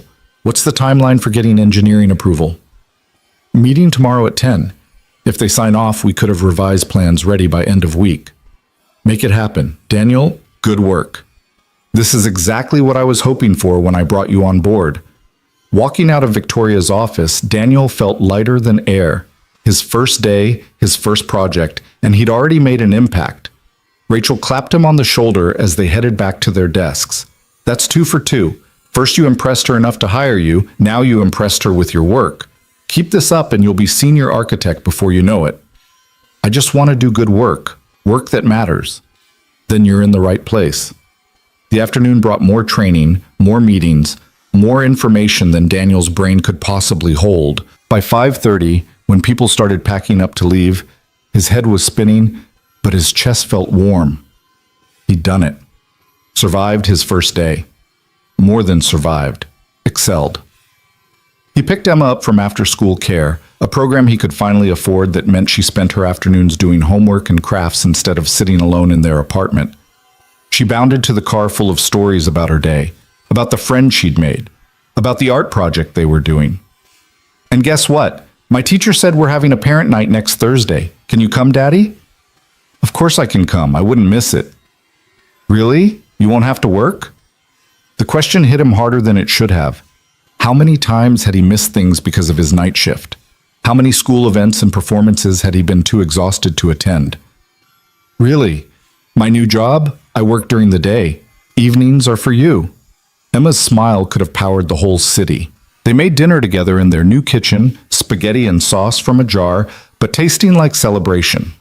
Emma chattered about her day while Daniel listened, really listened, not distracted by exhaustion or worry about bills. After dinner, they painted Emma's room the purple she'd requested, making a mess of themselves in the process but laughing until their sides hurt. At bedtime, Emma hugged him extra tight. Daddy, this is the best life ever. It is, isn't it, baby? Are you happy now? Like really happy? Daniel thought about the question. A week ago, he'd been standing in the rain, broke and defeated, certain he was about to lose everything. Now he had a career, a home, his daughter safe beside him, and a future that looked nothing like the desperate scramble his life had been. Yeah, sweetheart, I'm really happy. Good. You deserve to be happy. After Emma fell asleep, Daniel sat at their new kitchen table with his laptop, reviewing the day's work and sketching more ideas for the Bayview Commons project. His phone buzzed with a text from Sarah Chen. Heard your first day went well. Congratulations. Also, Lauren's first supervised visit is scheduled for Sunday. Just a heads up. Daniel stared at the message, feeling his good mood deflate slightly. He'd almost forgotten about Lauren in the rush of new beginnings. Almost forgotten that she was still part of Emma's life, even in this limited capacity. He typed back, "Thanks for the warning. How do I prepare, Emma?" Be honest. Tell her mommy is coming to visit, that there will be another adult there to help, and that she's safe. Kids are resilient if they feel protected. That night, lying in his own bed in his own room, Daniel thought about the conversation he'd need to have with Emma. About Lauren, about supervised visits, about the complicated reality that sometimes people who love you also hurt you, and you have to find a way to forgive them without forgetting. But that was a problem for tomorrow. Tonight, he was just going to enjoy the peace. The week passed in a whirlwind of work and adjustment. The structural engineers approved Daniel's redesign with minor modifications. He threw himself into refining the plans, working closely with Rachel to ensure every detail served the future residents. He attended team meetings, learned the company's design software, and started to build relationships with his colleagues. On Thursday, he attended Emma's parent night, sitting in a tiny chair designed for 6-year-olds while her teacher showed him Emma's work. Math worksheets with gold stars. A story she'd written about her daddy, who was the bravest person in the world. A drawing of their new apartment with hearts floating around it. Emma is a delight, her teacher, Ms. Patterson, said warmly. She's kind to other children, enthusiastic about learning, and she talks about you constantly. You're clearly doing something right, Mr. Brooks. Daniel felt his throat tighten. I'm trying. It shows. She's a happy, well-adjusted child. That doesn't happen by accident. Friday afternoon, Victoria called him into her office again. Daniel's stomach clenched reflexively. A week wasn't long enough to shake the feeling that good things were temporary, that someone was going to take it all away. But Victoria was smiling. "Sit down, Daniel. I wanted to check in on your first week. It's been incredible.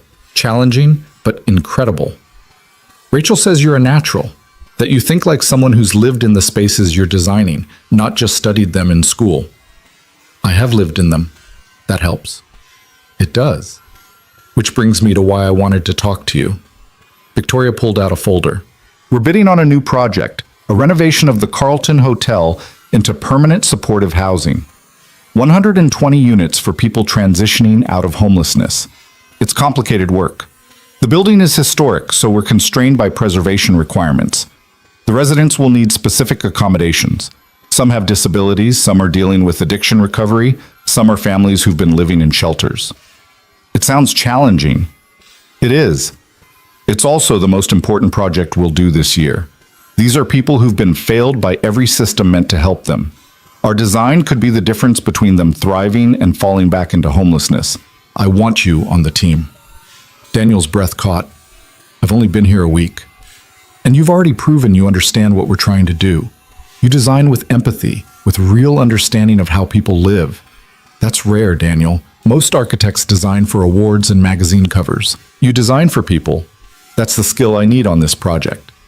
"I don't know what to say." "Say yes. Rachel will still be lead, but I want your perspective throughout the process, especially on the family units. You know what single parents need in housing. You've lived it." "Then yes. Absolutely yes." "Good. We start Monday. This weekend, take Emma somewhere fun, relax, because next week is going to be intense." Saturday, Daniel took Emma to the zoo, something they'd never been able to afford before. They spent hours watching penguins and riding the carousel and eating overpriced ice cream without him having to check his bank account first. Emma's joy was infectious, her laughter echoing through the exhibits, and Daniel found himself taking mental notes. How children moved through spaces, what captured their attention, how to design housing that gave families access to this kind of happiness. Sunday came too quickly. The supervised visit with Lauren was scheduled for 2 p.m. at a family center in the Marina District. Daniel had explained it to Emma the night before, keeping his voice neutral and calm even though his insides were churning. "Mommy wants to see you tomorrow, but because she hasn't been able to visit very much, there's going to be another grown-up there to help. Her name is Ms. Jennifer, and she's very nice." Emma had nodded slowly, processing. "Will you be there?" "I'll drop you off and pick you up. But the visit is just you and Mommy and Ms. Jennifer." "What if I don't want to go?" Daniel had crouched to her level, taking her hands. "You don't have to if you really don't want to. But I think Mommy wants to try to do better, and maybe it's worth giving her a chance. What do you think?" Emma had chewed her lip, thinking. Will she stay this time, or will she leave again? The question broke his heart. "I don't know, baby. But whatever happens, I'm not going anywhere, I promise." Now, walking into the family center with Emma's small hand in his, Daniel felt every protective instinct he had screaming at him to turn around, to take his daughter home where she was safe from disappointment. But he'd promised to give Lauren this chance, and he kept his promises. Jennifer Martinez, the court-appointed supervisor, met them in the lobby. She was in her 40s with warm eyes and an easy smile that immediately put Emma at ease. "You must be Emma. I'm Ms. Jennifer. Your mom is waiting in the playroom. Would you like to see?" Emma looked up at Daniel, uncertainty written across her face. "It's okay, sweetheart. I'll be right here when you're done." "Promise?" "Promise." Emma took Miss Jennifer's hand and disappeared down the hallway. Daniel sank into a chair in the waiting area, his leg bouncing with nervous energy. 2 hours. He had to wait 2 hours not knowing how it was going. Whether Lauren would be kind or dismissive, whether she'd engage with Emma or spend the whole time on her phone. The minutes crawled by. Daniel tried to read a magazine but couldn't focus. Tried to check work emails but couldn't concentrate. Mostly he just sat there listening to the clock tick, praying this wasn't a mistake. When Emma finally emerged, her face was unreadable. Not upset but not happy either, just thoughtful. "How was it?" Daniel asked, pulling her into a hug. "Okay, Mommy said she was sorry for not visiting more. She brought me a stuffed unicorn." Emma held up a plush toy that probably cost more than Daniel's weekly grocery budget. But she mostly talked about her new house and her wedding plans. Daniel's jaw tightened. Of course she did. Ms. Jennifer approached with a clipboard. Emma did great. Lauren was trying. Not perfect, but present. We'll reassess after a few more visits. Thank you. In the car, Emma was quiet. Daniel waited, giving her space to process. Daddy, she finally said, I don't think Mommy knows how to be a mommy anymore. The observation was devastating in its simple clarity. What makes you say that? She doesn't know what grade I'm in, or that I don't like strawberry ice cream anymore, or that my favorite color changed from pink to purple. She doesn't know me. Maybe she's trying to learn again. Maybe. But you already know everything about me, because you're always there. Emma leaned her head against the window. I'm glad I live with you. Me too, baby. Me too. That evening, after Emma was in bed, Daniel sat on the couch in their living room and let the emotions he'd been holding back all day wash over him. Relief that the visit was over, anger at Lauren for being so self-absorbed, sadness that Emma had to grow up with a mother who didn't know her favorite color. But underneath it all was something else. Gratitude. Because he did know Emma. He knew she liked purple now, that she'd outgrown strawberry ice cream, that she was in first grade and excelling at math. He knew because he was there, every day, every moment that mattered. His phone buzzed. A text from Victoria. Ready for Monday? Daniel looked around his apartment, at the home he'd built, the life he'd created.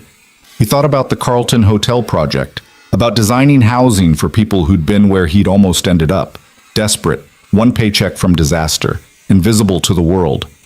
He typed back, more ready than you know. Because he wasn't just designing buildings anymore. He was designing hope, second chances, the kind of stability that let people breathe again, that let them imagine futures instead of just surviving presents. Monday morning, Daniel walked into the conference room where the Carlton Hotel team was assembled. Rachel introduced him to the other architects, the engineers, the social workers who'd be advising on resident needs. They spread the building plans across a table that had probably cost more than Daniel's first car. Here's the challenge, Rachel began. The Carlton is 100 years old. Beautiful bones, but nothing meets current code. We need to preserve the historic character while making it functional for permanent supportive housing. That means accessibility, safety features, but also dignity. These residents have been treated like problems to hide. We're going to design spaces that treat them like people. Daniel studied the plans, seeing past the lines and measurements to the lives that would unfold in these spaces. People who'd slept on sidewalks would sleep in real beds. Children who'd done homework in shelter cafeterias would have desks in their own rooms. Families who'd been invisible would have addresses, mailboxes, places to call home. What if we created community pods instead of long hallways, Daniel suggested. Clusters of units around shared spaces. It would reduce the institutional feel and encourage community building. One of the senior architects frowned. That would complicate the floor plan significantly. But it would make it feel less like a shelter and more like a neighborhood. People who've been isolated need connection. We can design for that. Rachel was nodding. I like it. Let's explore it. They spent 6 hours sketching possibilities, arguing about details, pushing each other to think bigger. By the end of the day, they had a rough concept that was bold, ambitious, and exactly what the project needed. Walking to his car that evening, Daniel's phone rang. Lauren. He almost didn't answer, but something made him pick up. Hello? Daniel, I wanted to thank you. Her voice was quiet, stripped of its usual edge. For letting me see Emma yesterday, and for not making it harder than it had to be. She's your daughter. You deserve the chance to know her. I don't deserve anything. I know that. I messed up so badly. A pause. She's wonderful, smart and kind, and so much more mature than 6-year-olds should have to be. You did that. You raised her right. Daniel didn't know what to say. This wasn't the Lauren he knew, the one who blamed him for everything, who wielded her dissatisfaction like a weapon. She is wonderful, but she needs her mother too, a version of you that shows up and stays. I know, I'm trying. Marcus and I are in counseling. working through some things, and I'm going to keep coming to these visits, Daniel. I'm going to prove I can do better. I hope you do, for Emma's sake. After hanging up, Daniel sat in his car for a long moment. Maybe people could change. Maybe Lauren would find a way to be the mother Emma deserved. Maybe their broken family could become something different, something functional, if not whole. Or maybe she'd disappoint Emma again. Maybe this was just another phase, another promise that would evaporate when things got difficult. But that was future worry. Right now, Daniel had a job he loved, a daughter who was safe and happy, and a life he'd built from nothing but determination and one person's faith in his potential. He drove home to Emma, to their purple-painted bedroom and kitchen table dinners, to bedtime stories and morning routines and all the beautiful, ordinary moments that had once seemed impossible. He'd been drowning. Then he'd been surviving. Now, finally, he was living. The weeks that followed took on a rhythm that felt almost surreal in its normalcy. Daniel would wake in his own bedroom, make breakfast with Emma in their spacious kitchen, drop her at school, and spend his days designing spaces that would change lives. Evenings were for homework help and cooking experiments, and the kind of unhurried conversations he'd never had time for when exhaustion was his constant companion. Lauren's supervised visits happened every other Sunday, and slowly, painfully, she was learning to be present. She remembered Emma's favorite color now, asked about school, stayed off her phone. But it was 3 months into Daniel's new life when everything crystallized into something more permanent, more real than he dared to hope. The Carlton Hotel project was nearing completion of its design phase. Daniel had poured everything he had into those plans, working late some nights after Emma was asleep, sketching variations until his vision blurred. The community pods concept had evolved into something beautiful. Clusters of apartments arranged around shared courtyards with community kitchens and play spaces and gardens where residents could grow vegetables. Every detail was intentional, designed not just for function, but for dignity. Rachel had been impressed enough to give him lead on the family units section. 20 apartments specifically configured for parents with children, each one incorporating the lessons Daniel had learned from his own struggles. Bedroom doors that actually closed for privacy. Storage solutions that didn't require expensive furniture. Kitchen layouts that made cooking for kids efficient and safe. Windows positioned so parents could watch children play while making dinner. It was a Tuesday morning when Victoria called the entire team into the main conference room. Daniel felt the familiar flutter of nerves. Even 3 months in, being summoned by Victoria still carried weight. The team assembled around the long table, architects and engineers and social workers all looking curious.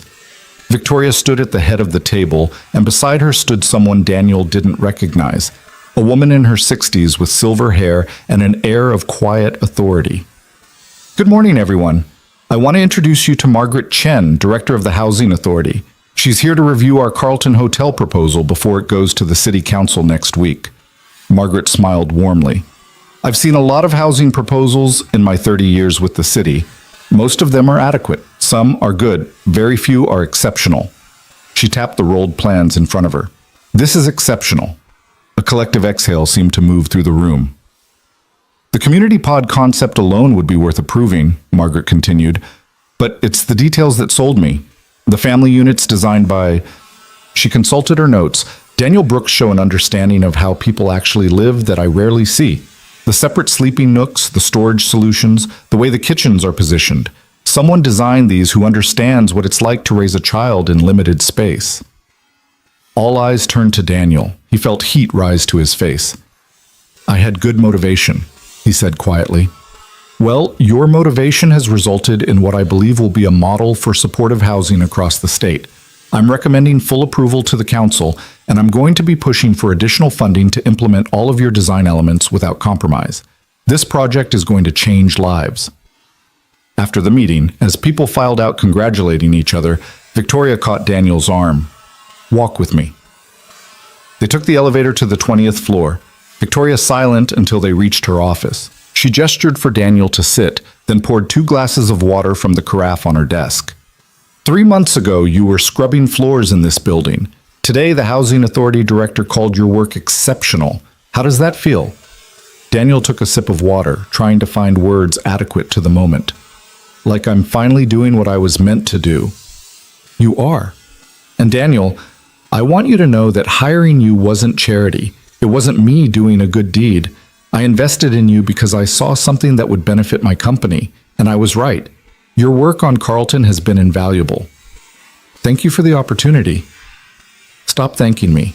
Victoria's voice was firm but kind. You earned this. Every bit of it. The question now is, what's next? Next? You've proven yourself on Carlton. Rachel is singing your praises to anyone who'll listen. I'm promoting you to mid-level architect, effective immediately. 15% salary increase, and you'll start leading your own projects instead of just contributing to others. Daniel's water glass stopped halfway to his lips. I've only been here 3 months. And you've accomplished what some architects take years to achieve. The promotion is based on merit, not tenure.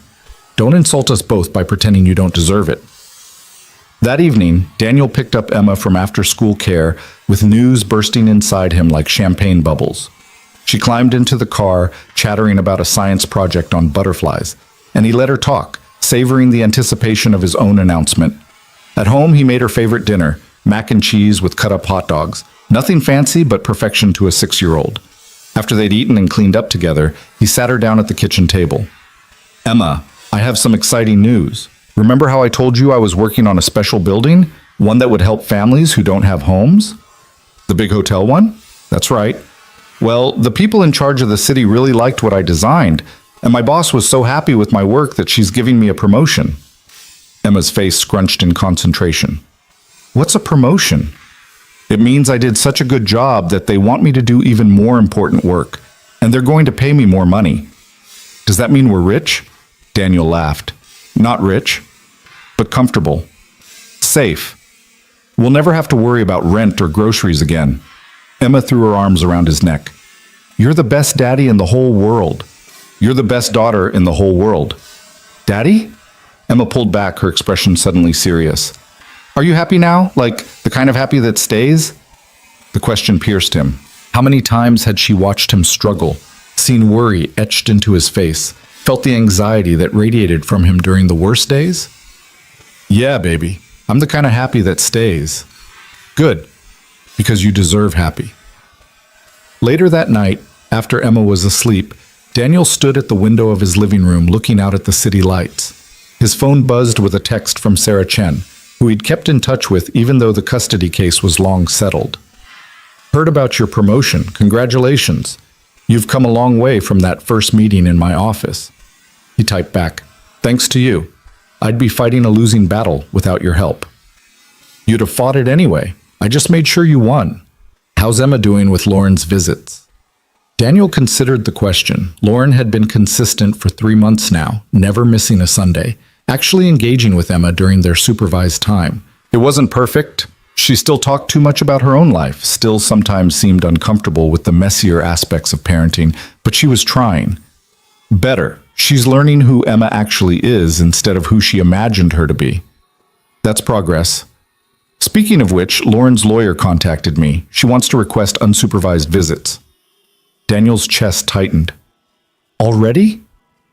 3 months of consistent supervised visits with positive reports from the monitor. It's not unreasonable, but it's ultimately your call. You have full legal custody. You can say no. Daniel thought about Emma's face after that first supervised visit, her observation that Mommy didn't know her anymore. But he also thought about the past few weeks, how Emma had started mentioning things Mommy had said, small details that suggested Lauren was actually listening now. Let me talk to Emma, see how she feels about it. Smart. Let me know what you decide. The conversation with Emma happened on Saturday morning over pancakes.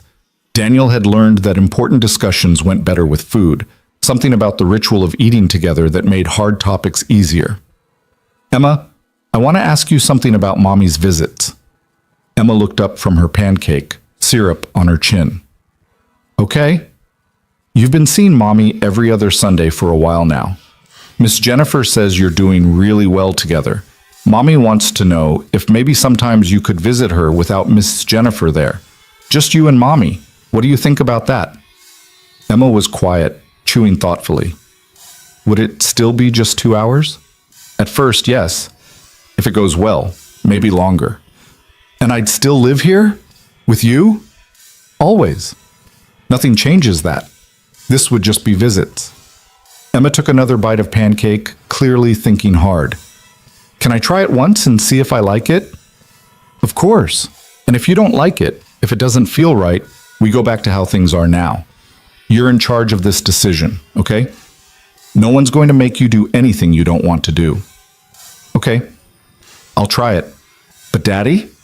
She reached across the table for his hand. You'll come get me if I call? The second you call, I promise. The first unsupervised visit was scheduled for the following Sunday. Lauren was supposed to pick Emma up at noon and have her back by 2. Daniel spent the morning trying not to hover, reminding Emma 3 times that she could call if she needed anything, checking his phone obsessively to make sure the ringer was on. When Lauren's car pulled up, a sleek Mercedes that Marcus had probably bought, Daniel walked Emma down to meet her. Lauren stepped out looking nervous, which was so unlike her usual confidence that it caught Daniel off guard. Hi, Emma. Lauren knelt down, meeting Emma at eye level. I thought we could go to the park and maybe get ice cream after. Does that sound fun? Emma nodded, glancing back at Daniel for reassurance. Have fun, sweetheart. I'll see you at 2. He watched them drive away, Lauren's car disappearing around the corner, and felt his stomach twist with worry. 2 hours. He just had to trust Lauren for 2 hours. The call came at 1:15. Daniel's heart stopped when he saw Emma's name on the caller ID. He answered before the second ring. Emma, are you okay? I'm okay, Daddy. Her voice was small but not distressed. I just wanted to hear your voice. Where are you? At the ice cream place. Mommy's in the bathroom. I told her I needed to call you.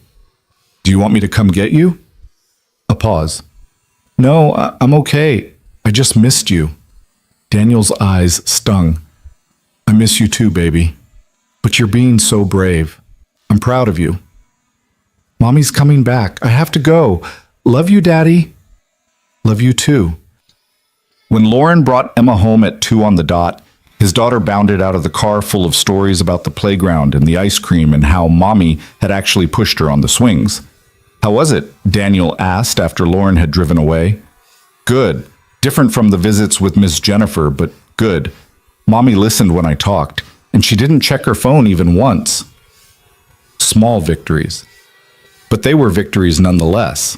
The weeks turned into months, summer arrived, and with it came the groundbreaking ceremony for the Carlton Hotel renovation. Daniel stood in the crowd of city officials and reporters and community members, watching Victoria give a speech about second chances and dignity and the power of thoughtful design. When she mentioned him by name, crediting his work on the family units, the applause felt surreal. A reporter approached him afterward, a young woman with a notebook and earnest eyes. Mr. Brooks, I understand you only joined Ashford Industries 6 months ago. How does it feel to be leading a project of this scale? Daniel thought about the question, about the journey from that rainy night outside Patterson and Associates to this moment, standing at a podium with his name on the architectural plans. 6 months ago, I was working as a janitor in the building where I now design. I was broke, fighting for custody of my daughter, certain I'd lost any chance at the career I'd trained for. Someone gave me an opportunity based not on my credentials but on my character. This project is my way of paying that forward, designing spaces for people who need the same second chance I got. The reporter scribbled notes. That's quite a story. It's not just my story. It's the story of everyone who's ever been counted out, dismissed, told they're not good enough. The Carlton residents, they're people who've been invisible. I was invisible for 5 years. I know what that feels like. These buildings we're creating, they're not just shelter. They're a message that you matter, that your life has value. That's what architecture should do. The article ran the next day, a human interest piece that somehow got picked up by larger outlets. Daniel's phone started ringing with interview requests, speaking invitations, other firms wanting to poach him. He declined them all. Victoria had believed in him when no one else did. He wasn't going anywhere. Emma started second grade that fall, confident and happy in ways that made Daniel's chest ache with gratitude.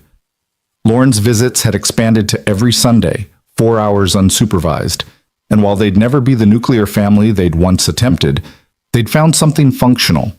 Emma had 2 parents who loved her, even if those parents couldn't love each other. It was late October when Victoria called Daniel into her office again. A year had passed since that rainy night, since the limousine and the impossible offer, since everything changed. "Sit down, Daniel. I have a proposition for you." Daniel sat, no longer nervous in this office, no longer feeling like an imposter in these spaces. "The Carlton Project has gotten national attention. We're being contacted by cities across the country wanting us to replicate the model. I'm creating a new division, Social Impact Design, dedicated exclusively to affordable housing and community development projects. I want you to head it." Daniel's mouth went dry. "Head it? Victoria, I've been an architect for barely a year. You've been an architect for 7 years. You just spent 5 of them not getting to practice. But that time wasn't wasted, Daniel. You learned things no classroom could teach you. You understand the people we're designing for because you've lived their struggles. That's not a deficit. It's your greatest strength. I don't know what to say.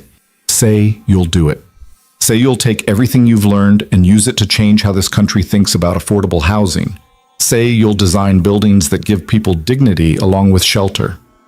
Daniel thought about the one-room apartment where he and Emma had lived, the broken elevator and thin walls and constant noise. He thought about the families who'd live in Carlton, who'd have safe homes because someone designed with their needs in mind. He thought about all the other families still struggling, still invisible, still waiting for someone to see them. "I'll do it," Victoria smiled. "Good. You start January 1st. We'll hire a team, your team, and you'll have full creative control.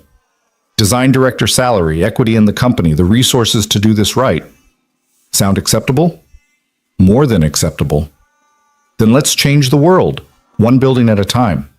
That evening, Daniel took Emma to their favorite pizza place, a small Italian restaurant where they'd become regulars. Over pepperoni slices and root beer, he told her about the new position. "So you'll be the boss?" Emma asked, eyes wide. "I'll be a boss. I'll have people working with me to design buildings all over the country." "Will you have to travel?"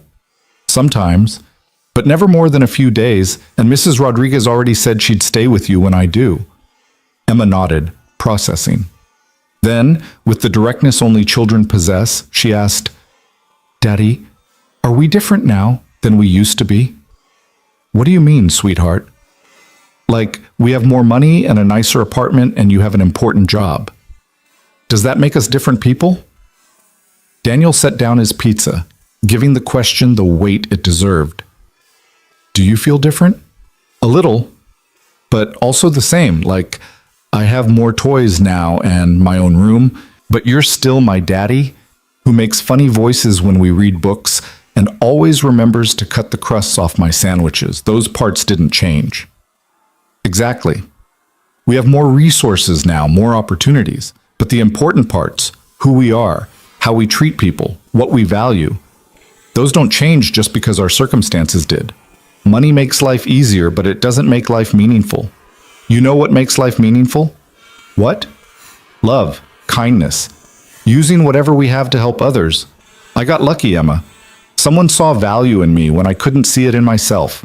Now I get to do the same thing for other people through my work. That's what matters." Emma smiled, a bit of sauce on her cheek. "I think you were always important, Daddy. Even when you were a janitor, you were important to me." Daniel had to blink back tears. "And you've always been everything to me."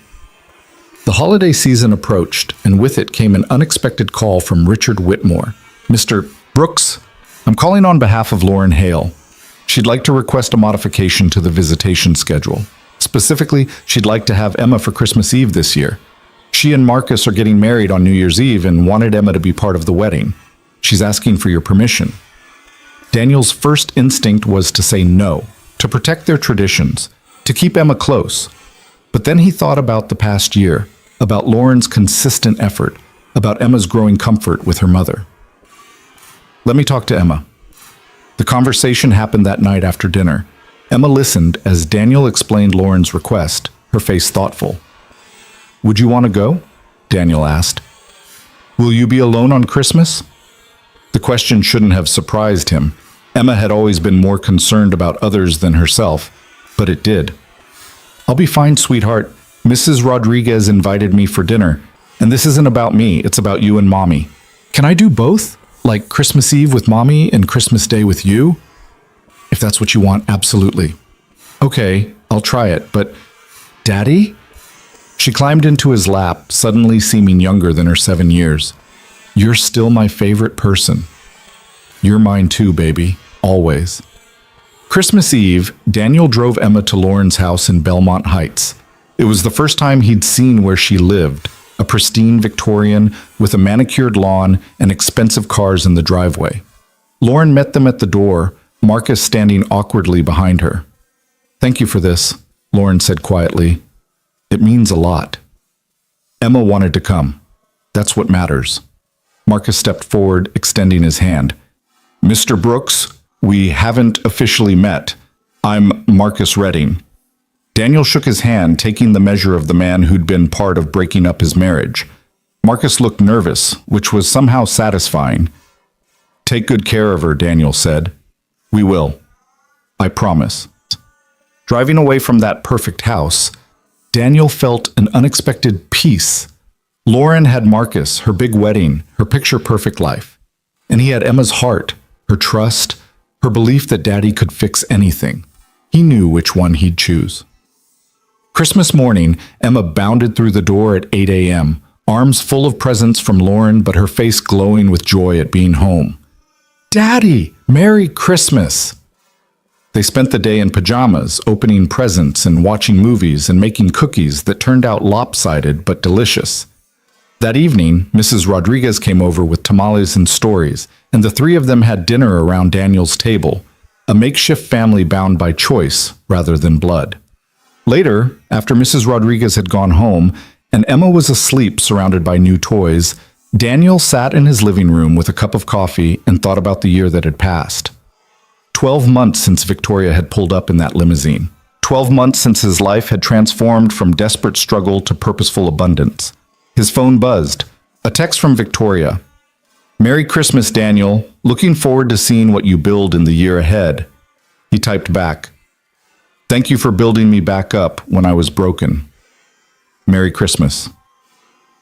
New Year's Eve found Daniel at Emma's bedside, reading her favorite book while fireworks started popping in the distance. She was supposed to be at Lauren's wedding, but she'd asked to come home early, saying the party was too loud and she missed Daddy. Daddy? She asked as he closed the book. What's your wish for the new year? Daniel thought about it. A year ago, he would have wished for a job, for stability, for custody of his daughter. All of those wishes had come true beyond what he could have imagined. I wish to keep building, he said finally. Buildings that help people.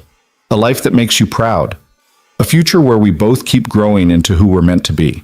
That's a good wish. Emma yawned, her eyes drooping. Mine is that you stay happy.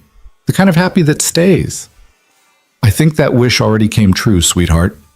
He kissed her forehead and stood to leave, but she called him back. Daddy? I'm glad everything changed. I'm glad you're not a janitor anymore. But even when you were, even when we lived in the small apartment and didn't have much money, you were still the best daddy. You know that, right? Daniel's vision blurred. I know. Thank you for reminding me. Night, Daddy. Love you to the moon and back. Love you to the moon and back and around again. He stood in her doorway for a long moment, watching her sleep, thinking about the journey they'd taken together. From that rainy night standing outside a law office, certain he was about to lose everything, to this moment, a home filled with warmth, a career that mattered, a daughter who was safe and loved and thriving. The fireworks intensified as midnight approached. Daniel walked to the window and looked out at the city, at the lights and celebrations and millions of people living their own complicated stories. Somewhere out there, someone was struggling the way he had struggled. Someone was convinced they were invisible, powerless, defeated. He thought about the buildings he'd design in the year ahead, the families who'd find homes in them, the lives that would change because someone had decided their dignity mattered. He thought about Carlton, now under construction, about the community pods and family units and all the intentional details that would make the difference between mere shelter and actual home. This was what it meant to rise, not just to escape poverty or achieve success, but to transform struggle into purpose, pain pain into compassion, loss into the determination to ensure others didn't suffer the same way. Victoria had given him an opportunity, but he'd built everything else himself. The late nights perfecting designs, the courage to believe he deserved better, the willingness to fight for his daughter even when the odds seemed impossible, the choice to turn his own experience of invisibility into a commitment to see others. The clock struck midnight, fireworks exploded across the sky in bursts of color and light. Daniel Brooks, once a janitor dismissed as powerless, once a father certain he'd lose his child, once a man standing in the rain with nothing but dignity and determination, raised his coffee cup to the window. To second chances, he said quietly, and to never forgetting where we came from. In her room, Emma slept peacefully, dreaming whatever dreams 7-year-olds dream, safe in the knowledge that her daddy was there, would always be there, would never stop fighting for her. And in the morning, they'd wake up to a new year full of possibility, built on the foundation of everything they'd survived and everything they'd become. The story of Daniel Brooks wasn't about rags to riches. It was about invisibility to impact, about a man who'd been counted out finding someone who counted him in, about integrity rewarded, character recognized, and love triumphant over circumstance. It was about a father who'd stood in the rain and refused to drown. And now, finally, he was breathing. Now, finally, he was building. Now, finally, he was home.